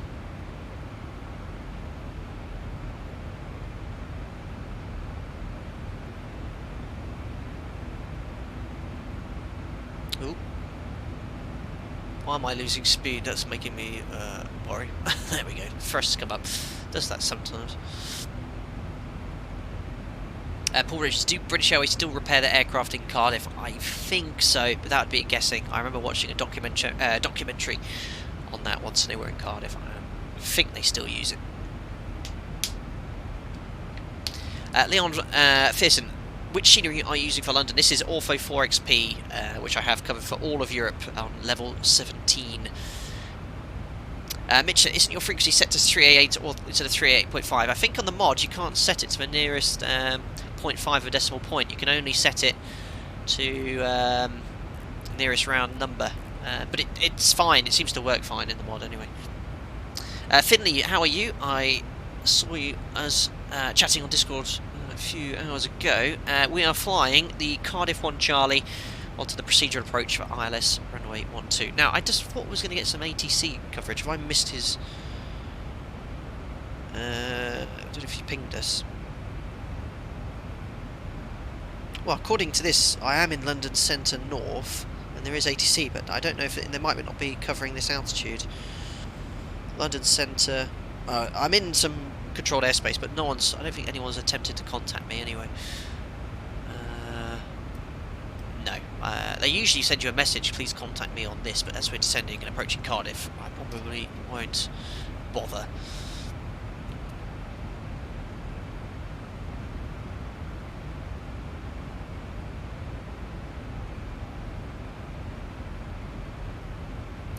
There we go, so approaching top of descent, you've got set MCP out. And what we'll do, we'd request descent to comply with that restriction at Compton. So ATC London, very likely to go broadsword 01, descend flight level 260 level by Compton. So we'll set 260 here, and that will allow VNAV to initiate its descent to comply with that upcoming restriction. Which, if you see on the descent page, it should come up here in descent what VNAV is targeting based on idle thrust. Absolutely random. Would you ever consider doing a flight on stream with a real world airline? Look, broadsword. I need to promote my airline, you know. There's no point jumping into another one. Actually, my first ever live on VATSIM, I did use a real world airline. We used the Air Europa call sign and livery, but there is only one airline I fly for online, and that is Broadsword Airlines. Flight Sim Airlines, Broadsword 0 and 1. Our only call sign. Or Broadsword 0, 2 and 1 if we're doing 2 sectors. There we go anyway. Aircraft's now descending. Directly overhead Heathrow. A little bit of serious gun. There it is. I actually have the Heathrow Aerosoft scenery. We need to do a few more flights into and out of there. Awesome. What a Spectacular simulator, really. Oh, can you still hear that ground power? You can still hear the ground car. There's something wrong with the audio there. Yeah, that's not right. Mitch, are you using Orbex Cardiff Airport? Absolutely. We're flying into the Orbex scenery. I see. Sorry, Hagsy plays. I keep seeing this comment coming up. Which sim are they using in flight training? Well, we use 2 simulators which have their own inbuilt software. For example, the Level D simulator, which if you were to go to CAE and buy one, costs you about 10 million euros. They have a raft of software, PCs and computing power. I mean, it just has a few computers just for the flight modelling. What system that uses behind the scenes, I'm not 100% sure on, but it's not your desktop simulator, that's for sure.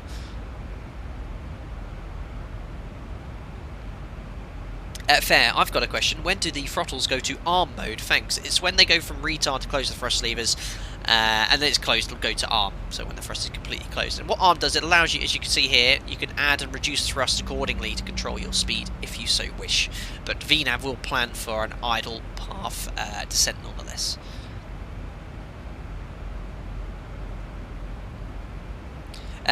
Michael Legg, have you tried virtual reality yet? Game changer for your next plane. I've not tried an X-Plane. I have tried it on Ace Combat's, is it 7 or 8? The latest version of that on the PS4. That was wicked. That was really awesome. Really awesome. I should make, because I'm quite into my gaming if you're new here, I should make a niche channel. I should make a Flight Deck to Sim gaming channel where I play games. I actually play on Apex Legends quite a bit now. That's a really cool game.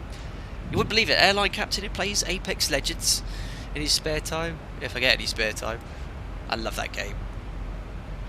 Right, bank angle 10 degrees below 30,000 feet. Looks like VNAV is doing a spectacular job to respect the restriction at Compton, flight level 260. And we will have a level segment here, so you'll see, look, it'll say top of descent at 260 here, so that's where we can initiate further descent going into Cardiff there.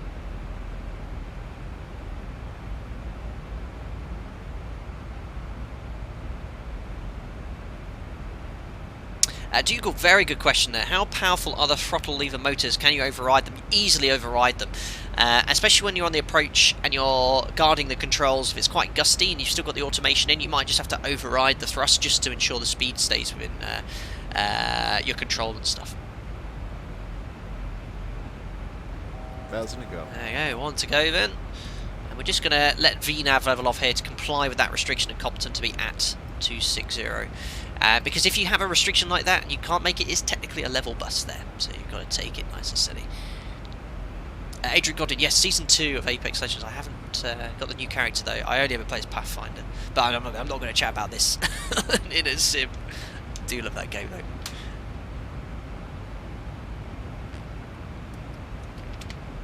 Did I move the bank angle wrong way? Yeah, it should be 25 degrees. So I forgot to set it, didn't I? I don't know. I wasn't even noticing. Yeah, 25 degrees below flight level 300. Hank Moody, I love that. I've seen you comment before as well. How did you build Europe Orvo 4XB? My computer takes 30 minutes for one tile. Now, I actually had a friend help me download this onto an external hard drive and then install it. I think it took him a number of weeks for level 17. And then I use the custom scenery folder, create a shortcut in that, so the shortcut reads it on the external drive, reads the tile there as well. So it took some installing, but it's quite, I think it's about 6.5, 7 terabytes. I've got about a terabyte left, so when I do go to America, I've still got a little bit of space to download the respective tiles wherever we go. As I did when we went to Canada, we did a stream from Calgary to Vancouver. I had all sorts of issues with those tiles though, and the scenery. Cool.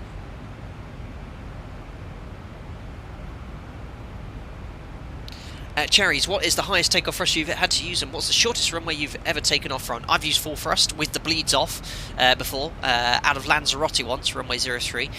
So absolute full power you can get out of this aircraft is 26k, no assumed thrust, and we just got a bleeds off takeoff. Now, I need to do a bleeds off takeoff for you guys. I've never done a tutorial or a live stream using a bleeds off takeoff, and essentially what it does, let's put it in absolute layman's terms, because it's quite a good way of explaining it. You know how you have air conditioning on your car, your air conditioning is on, you lose a very small amount of power.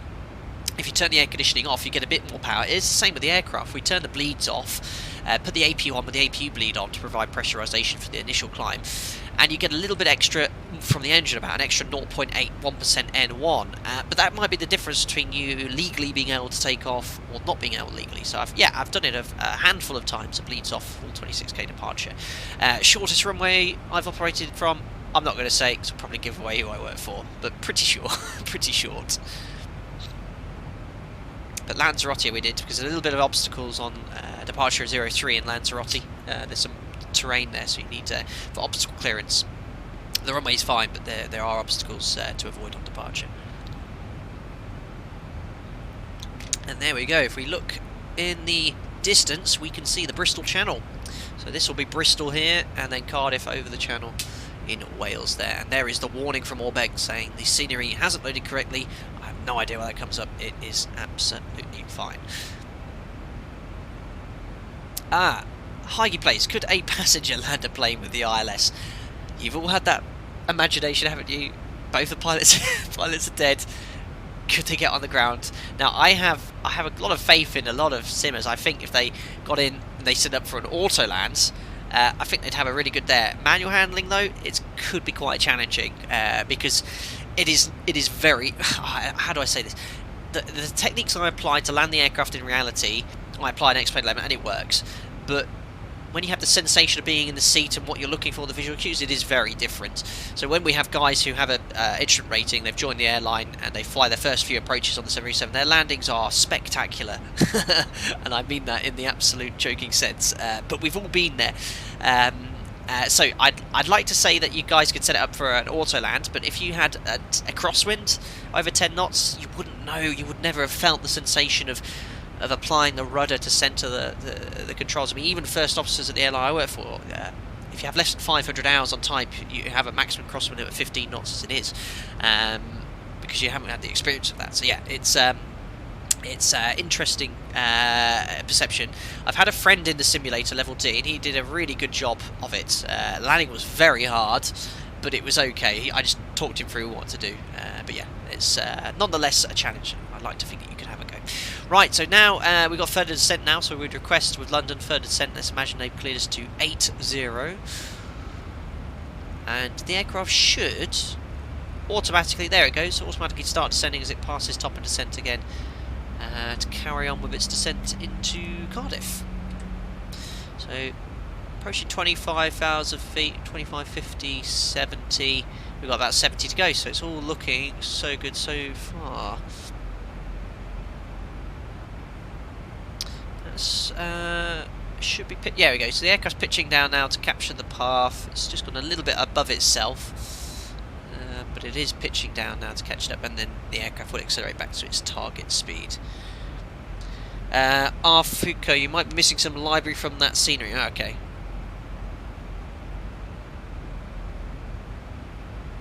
Mitchell might need to rerun FTX Central 3. Alright, I'll have a look into it. Like I said, the scenery appears fine. You just get that one warning message, clear it, and it's fine, you know. Cherries, I'd love to see a bleeds off takeoff and how you set takeoff for 26k higher than 99% M1. Thanks for answering my question. No problem. And yes, I will think of a destination we could go to where we could, sorry, an airport of departure where we would most certainly need to do a bleed. I mean, Lanzarote. Oh no, we could do a flight to Lanzarote, which I know has been requested. Maybe a 2-sector Canary flight, you know, short 40-minute flight from Canary Islands and Lanzarote. I mean, yeah, it's only an issue in Lanzarote because when we fly to the UK from Lanzarote, it's a 4.5-hour flight, so you're very heavy. So that's why you have to use that performance. But yeah, if you did a bleeds off takeoff 26k at the weight we did today, you'd be climbing at 6,000 feet per minute after departure. Absolutely crazy. What's this little airport here? This little... Oh, is that Aldergrove? No, Aldergrove, no, it's Belfast. What's Bristol's old airport? They have Concorde there. I'm not sure. I think it could be that airport there. It's closed now, though, I think. Cool. Aviator Aria, man, have you ever had any issues with jet flying, an emergency, minor or major? Touch wood, no major problems yet. A few minor ones, a few diversions, a few tech issues, but nothing in too much detail. And I think if I was to have a major issue, I probably wouldn't share it publicly for obvious reasons. But no, I can tell you, thankfully, as of today, touch wood, no problems yet. So long that may stay. Filton. I knew it was Filton. I did a few, when I was doing my instrument rating here in the UK, I did a few approaches into Filton. I completely forgot the name of it. Thanks, guys. Yeah, Concorde. There's a Concorde there, isn't there? Awesome. So, mod is doing a good job. A few knots above the target speed, but we also sometimes have that issue in reality. Approaching the decel point now.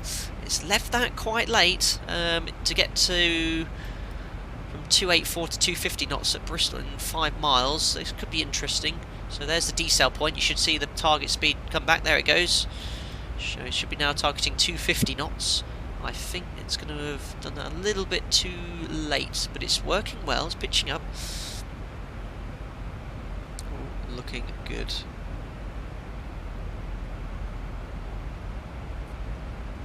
Filton's still open, is it? Oh, I'm getting completely confused then with somewhere else then. My apologies.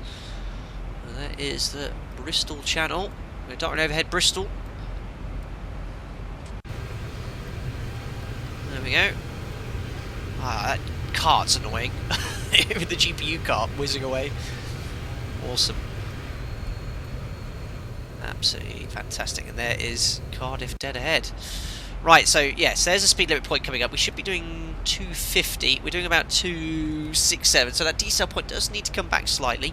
Just using a bit of speed brake here just to comply with that speed. For some reason, the target speed is now 240 knots. Oh, it's already targeting 210 knots apparently, but it should be saying 250. Why is it saying 240? No idea. Something's not quite right here. So we should have a decel for 210 knots coming in. We're pretty high here. We should be at Cardiff in 5 minutes. I'd like to be at about 8,000 feet, not 16,000. We're really high. We should be a lot lower here. Something's not quite right. Let's put the seatbelt sign on. Might do some digging. Could have an issue here. Yeah, we're going to be overhead Cardiff Beacon in 5 minutes. 6,000 feet high? I swear that said we're on profile. Yeah, that's probably more realistic. Well, you look at VNAV. Look, VNAV's now diving to catch the profile. Interesting. Level change 250. We are not going to make that straight outbound from this hub. We're way too high. I've got speed brake out. Oh, no, I don't have speed brake out.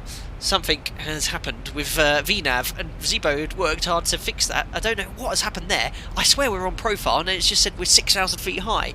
Now, usually when you're this high, you can manage the energy and deal with that, but... Oh, let me try and work out my track miles here. 36, 35, 70, 105. We are... I probably... Right, what we're going to do, we're going to go around the hold once. So I'm just going to stow the speed brake, bring the speed back to 210 knots. And we're going to go around the hold once to lose some height. And that's probably what I'd do in reality if I was held that high, unless we can get delaying vectors. So exactly as Daniel Smith just said in the comment, go into the holding pattern to lose height. Like I said, it's only because we're doing the procedural approach I'll do that. If we're under radar control, I'll just request some delayed vectors over the Bristol channel. So let's enter the hold. There is the star chart. So I brought the speed right back to 210. It's 298 inbound left-hand turns at Cardiff. So no idea. I've not ever seen that before. 298 right. Standard 1.5 minutes. That's fine. Execute legs. Inbound to Cardiff. There is the hold depicted. So it's a direct entry. Right turn. Minute and a half holds. And we'll just leave it in level change to come straight down there. So something's gone wrong with the profile. You sort of started questioning it. Like when you're procedural, you kind of like want to be going over the top of the airfield at about 6,000-7,000 feet above the aerodrome. When I saw we were still here at 80. Well, 180, it was something wasn't right. Oh dear. Awesome. Steve Mayer's in the chat here. He's watching from his hospital bed. Can we have a big shout out for Steve, because he's going through quite a tough time at the moment, and we're all wishing Steve for a bit of a speedy recovery. So I'm great that you can make it anyway, and watch some of the content. Keep us posted with your progress, buddy. Awesome, man. So yeah, you've covered a good time. You see something that's gone wrong with the profile. So yeah, 210, no problem. We'll enter the hold. You could jam it down still, but once we've gone once around the hold at 210 knots, we're going to be more realistically at the correct height here. This is still based on this profile going straight outbound, which you're not going to do. It should, as I said, make a left turn, sorry, left turn entering the hold, and then on the 298 radial there. Interesting. Wasn't the hold left-hand turn? Did I put right? Oh, very good comment. 289/left. Whoops. There we go. Yes, Alvaro, thank you. Very well spotted. I put a right-hand hold, because right-hand is the standard hold direction. It's a non-standard hold in Bristol. Turning left. There it is. It is correctly depicted on the ND. Let's see how she goes. And oh, we've just missed. Oh, there is Cardiff Airport. Someone in the chat will no doubt tell me what building that is. And there is. Oh no, that is not Orbeck's Cardiff. That's an alternate airport, I think. Hold on. That's more like it. There's Cardiff Airport. Yeah, don't land on the wrong runway, whatever you do. Perfect. Right over the top we go. And remember, we're not going to go straight outbound. We're going to enter the hole just to lose this height. We're about 6,000 feet high. Drags, that voice crack will go unnoticed. Thank you very much. I do often get the odd squeak here and there. I've never fully reached out of puberty. But what can you do? Trav, thank you very much. Yes, 298 left. Oh, I'm getting like a little dyslexic. What's the actual QDM? 298. Oh my goodness me. Oh, now I've just moved the trim. Oh my god. 298/left. Oh no, please don't enter the hold yet. My goodness, execute. What is wrong with me? Thankfully, I've got all of my first officers here helping me. Trav, thank you. It's power station near RAF St. Anthem. Yeah, it's an RAF base. Let's not touch down there. Flydeck Sim Airlines reputation is pretty poor as it is. We don't want to further tarnish it by landing at a different airport. Ah dear. Daniel Smith, have you flown into Prague? Yes, I have. A long time ago now, albeit. Right, mods correctly entering the hold at least. Making that left turn. We'd be talking to Cardiff Approach now. Let's imagine the radar is inoperative, so we'd contact Approach. We'll say it's a procedural approach, and if we're this high, we just simply go broadside 0 on request hold at Cardiff to lose height. Yeah, no problem. And then they'd clear us from the hold to the approach once we go back inbound. So that's going to work quite nicely to get us back onto profile. Right, so approaching fly level 180, we can do the post cruise checks. Ryanair 100 Tango has said mine's done exactly the same. That's actually a friend of mine I know who's doing the same sector, so he's having issues too. I hope he doesn't land or fly onto the top of my head. Fuel 4 pumps on, lights, loco's not required, APU's off, pressurization's 3.2 on the diff, and that's all set. Seatbelts on, recall, post-cruise checks complete, and we're now outbound hold. And credit to ZIBO, it's holding quite nicely here, a little bit off the magenta line, but you can see here on the iOS. There we go. Oh look, there's me with all my stuff attached to it. GPU card and fuel trucks. There you go. So you can see pictorially where we have been. And there's a Stinson L5 Sentinel inbound as well. It's probably the other aircraft. Alright, cool. Anyway, we're now into the hold, so we'll probably most likely get cleared procedurally to descend. Let's go to the minimum holding altitude. That's 2,500 feet, so we'll set that now. And set the local QNH, which was, I've completely forgotten, was it 1024?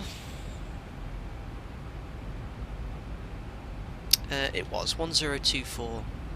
So that is now set, passing 9,000 for 2,500 feet, and standby altimeter is 50, now 40, set. I've got a 20, donation coming in here from Max Fernstein, very generously donated £20 without a comment. Thank you very much for that. That's very, very kind. Again, most certainly not no need to do such things. And thanks again, Max. You often. I think I'm always losing track of who's a member, who donates all the time. I must make a list. But thank you nonetheless, Max. Very, very kind. Right, let's set now the inbound course here. Was it 298, not 289? Just keep getting myself muddled up. There we go. And looks like that profile is coming back very nicely. So it's definitely the right call to enter the hold there. Could I have made it in probably... oh, look, there's someone there. Oh, that looks a bit interesting. Oh, look, 700 feet below that. That would be an issue. So, if you're holding procedurally, ATC won't clear an aircraft until he's 1,000 feet or more below you. So he'd be cleared, let's say, to 8,000 feet. He's below us. This could get interesting. We might even get an RA. Oh my Christ, God, there he is. Lovely. Well, let's see what he does. I've requested procedural approach first, number 1. He can go behind me. Oh dear. Sharky Jaws going $1.99. Who has commented the number 10? Thank you very much for the tip and donation. I'm not sure what the 10 represents, but thank you nonetheless. Right, anyway, I need to start concentrating. Right, let's imagine after this hold, we've been cleared for the procedural approach. So exit hold, 50, execute. 20, Where are we going? Where are we going? That makes me nervous. Right, there we go. Right, ooh. Right, should go over the airport beacon first and then to Delta 277 Echo, but it's routing direct to Delta 277 Echo. That hasn't been drawn correctly on the ND as well. So no doubt ZIBO will fix this. You have my word. Oh, crikey. My goodness. Ryanair pushing in front of me. Unbelievable. And this would be an issue. I mean, he is 1 mile ahead. No doubt I'd be getting an RA, I think, in reality here. I hope he goes through the hold once. Oh, no. Right, 6,000 feet. The VNAV profile is showing me 1,000 feet high. I find that hard to believe because we're going to 2,500 here. And we're going to be at 2,500 there. I don't think we're 1,000 feet high. I'd say we're pretty much there. But I want to be testing VNAV, really. So we're making the left turn. We're outbound on the 277 radial. So that's done it correctly, albeit it should have routed to this waypoint first, then outbound. Yeah, there's something wrong with VNAV today. We're not 1,200 feet high. I'd say we're pretty much bang on here, just from my experience of being here. At this height and stuff. Oh, it looks like he's gone left in the hold anyway, my friend of mine. Can we see him? There he is, look. Awesome. I appreciate that, instead of trying to fly on top of my head. Are you still on VATSIM? I think that answered your question there, Sim737 pilot. So yeah, I wanted to really stress test VNAV today, but this is not right. If we were 1,200 feet now, we'd be at 4,000 feet over the beacon, over the airfield. No, I'd say that's wrong, but I'm going to go flap 1 anyway. Bring the speed to about 184 knots. Trust me, I have absolutely full faith in ZIBO. He'll fix this. You're still in level change. I know that's the correct GSO, but that's because VNAV's not quite correct today. It's showing me 1,300 feet high, which would put me at 3,000 feet. You know, I've got ATA above here. Actually, what height is it planned to be here? Yeah, 3,300 at the echo point is far too low. It's not planned an idle path descent. It's planned a very shallow descent, basically, which it has done in the past there. So that's completely is an issue with the VNAV path descent there. So I've just gone flap 1. We are perfectly on profile. Yes, this says we're 1,200 feet high. We're not, from a point of view of keeping idle thrust, but we'll keep it descending at 180. Whatever we're doing here, 184 knots. Guys, if you're new to the chat as well, or have seen my streams previously, I don't have a landing rate. I have a landing rate thing, so it tells you what my feet per minute. I know some streamers let you guess. I need to find out how to set it up, but you'll be able to see what my landing rate is in feet per minute after touchdown, which is something that's being requested an awful lot. I've been told anything less than 300 feet per minute is a good touchdown, because I have absolutely no idea what it is in reality. So please let me know in the chat immediately what it was, because I don't see it pop up in the stream. So far, we've done 2 with the landing rate calculator, and I've kept them both below 200 feet per minute. I have a more tendency to float, because I don't want my landing rates to be too high. Otherwise I'm going to start getting banter. So there you go, VNAV's come back a lot closer now. It's actually now, since we've gone past the hotel point, it's showing a little bit more like we're on profile, but again, we don't want to keep descending like this. You can already see, look, we're getting low on the ILS here, and we want 2,200 feet now. So yeah, the VNAV path, it's just planned, you know, you can see we're on path now. I'm doing 400 feet per minute rate of descent, and it's pretty much staying there, so it's not quite right. Something has happened. Cole, welcome back. What did I miss? We're still alive. We've had a few issues with VNAV, but we are now on the approach there. We're interesting. We're really cutting the corner here as well. I might have to put this onto a heading here. Interesting. 1,000 to go. Right, that'll do. I'm going to go flap 5 now.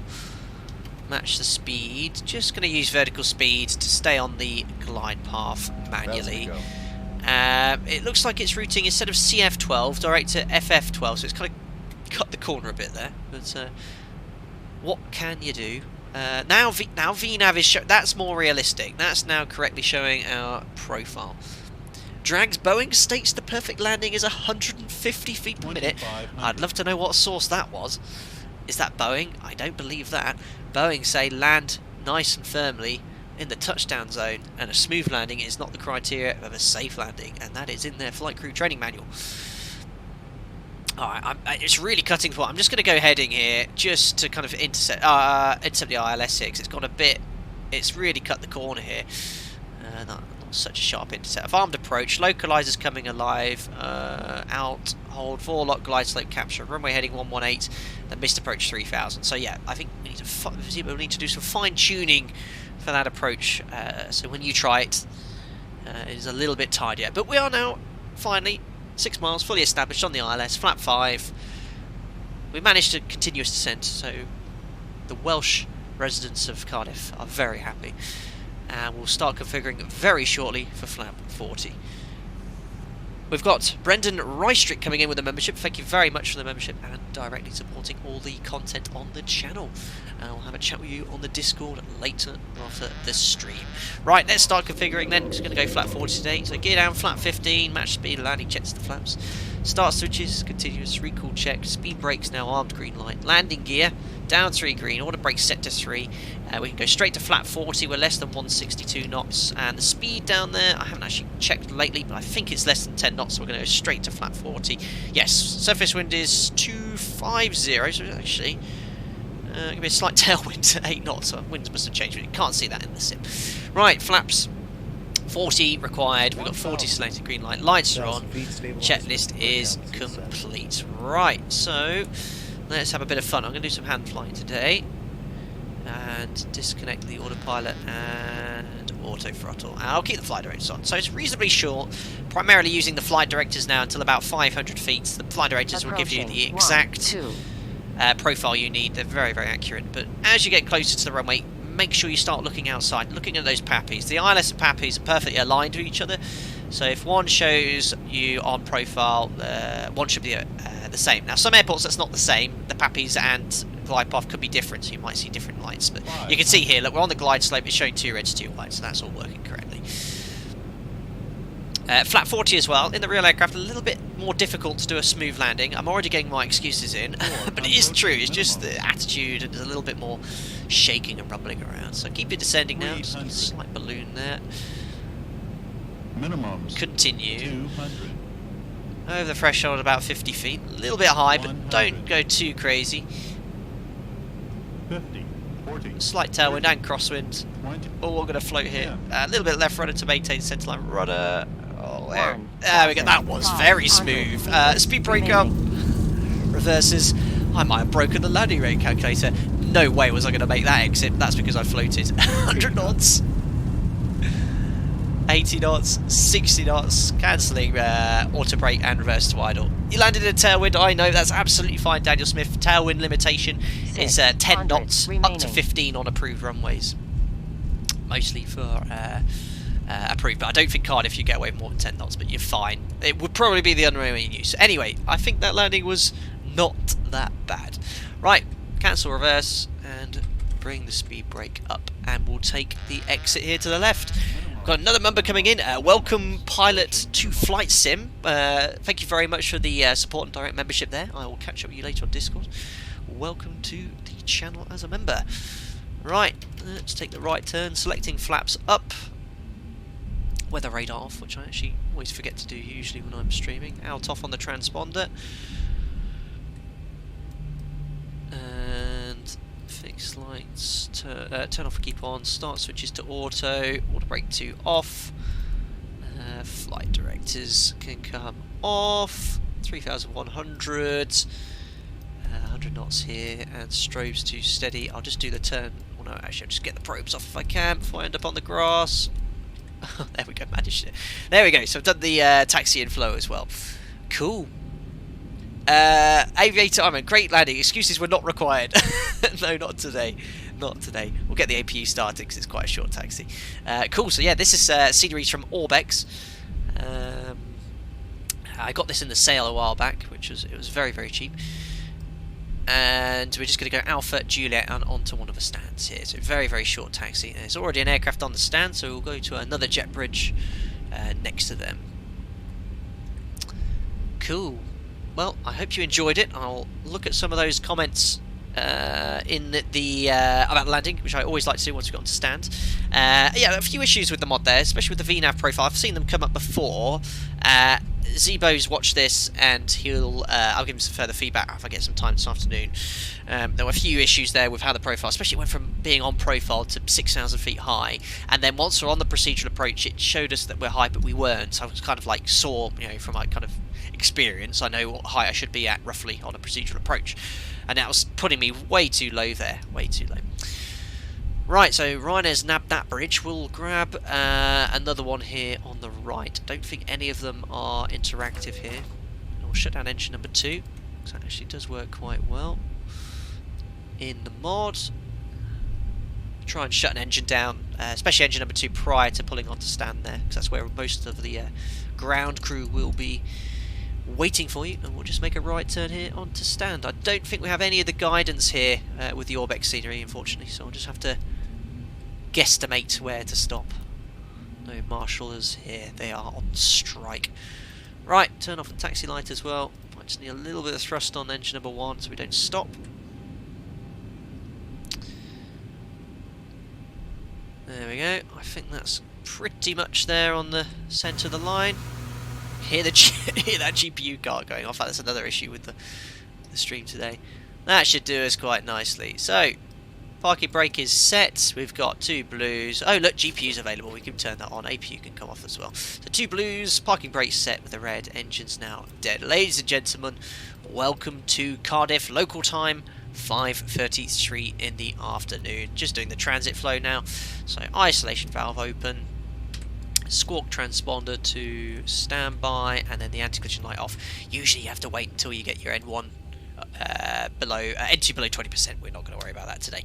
Fantastic. I really enjoyed that sector. So what I'm just going to do here is just ditch the Project Fly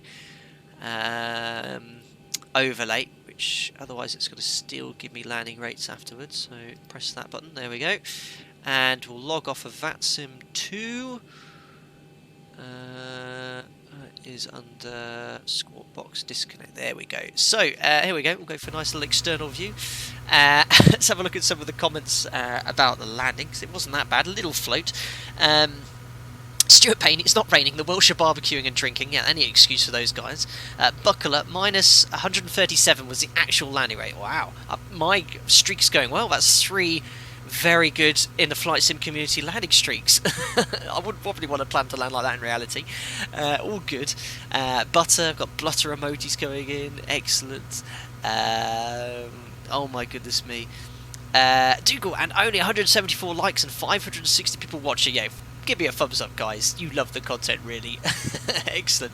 Mitchell, why did I set 3,100 on the MCP? Very good question.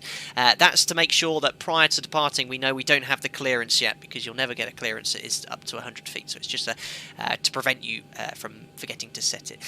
Dougal, super duper stream as ever. Skipper, thank you very much. But as always, we will do a few replays of the landing, because we do enjoy those. Right, so I go here, view, and I always forget where it is. Toggle replay mode and cue the ending music. There we go. Right, so let's get ourselves over the threshold 2,500. and see how that looked from there. It had a bit of a tailwind there and a crosswind there, and I used a little bit too much rudder. I remember I was a little bit heavy on the rudder there. There we go, over the threshold. Nice height, nice approach. Final bit, slight tailwind. Love those sounds. So So I gave it a little bit too much rudder, I think. I was a little bit aggressive with it. Yeah, a little bit. And then we drifted. Oh, that looks so good. That's why X-Plane... That is so fluid. Really, I cannot stress enough. The control inputs I'm making and the way the aircraft reacted. When I put that right rudder in, or left rudder, the aircraft rolled to the left. It's just like the real aircraft does. Ah, really, really cool. Fortunately, no tyre smoke. I'm just going to do that one more time. It just looks so freaking cool. Awesome. This, just the way the aircraft behaves. Ah, so cool. Nice. Oh, right in the centre line as well. Awesome, guys. So we'll do one more view. Try and get one from the touchdown zone to the left here. 20, 10. Awesome. I got another tip as well. Look at that very, very shortly. Let's just have a look at that landing from this view. Wicked stuff. Yeah, it was a bit of a float, and then down. Ah, awesome stuff, guys. Right, thank you very much anyway for everyone that turned up during the stream. I'm just going to see who donated here as well, because that didn't come up on my feed there. Let's have a look. Max, £10 again. You're just basically there. Happy Independence Day. Yes, great stream. Well, thank you very much again, Max, for another donation.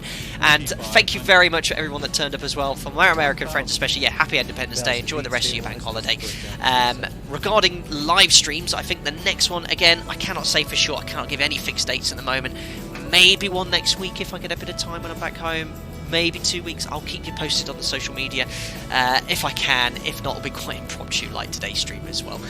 Enjoy the rest of your week, and thank you very much to everyone that tipped and donated and became a member today. Most certainly not required, but the support is appreciated nonetheless. Guys, enjoy your evening, morning, wherever you are. I'll see you for another live stream in a very near future. Bye bye for now.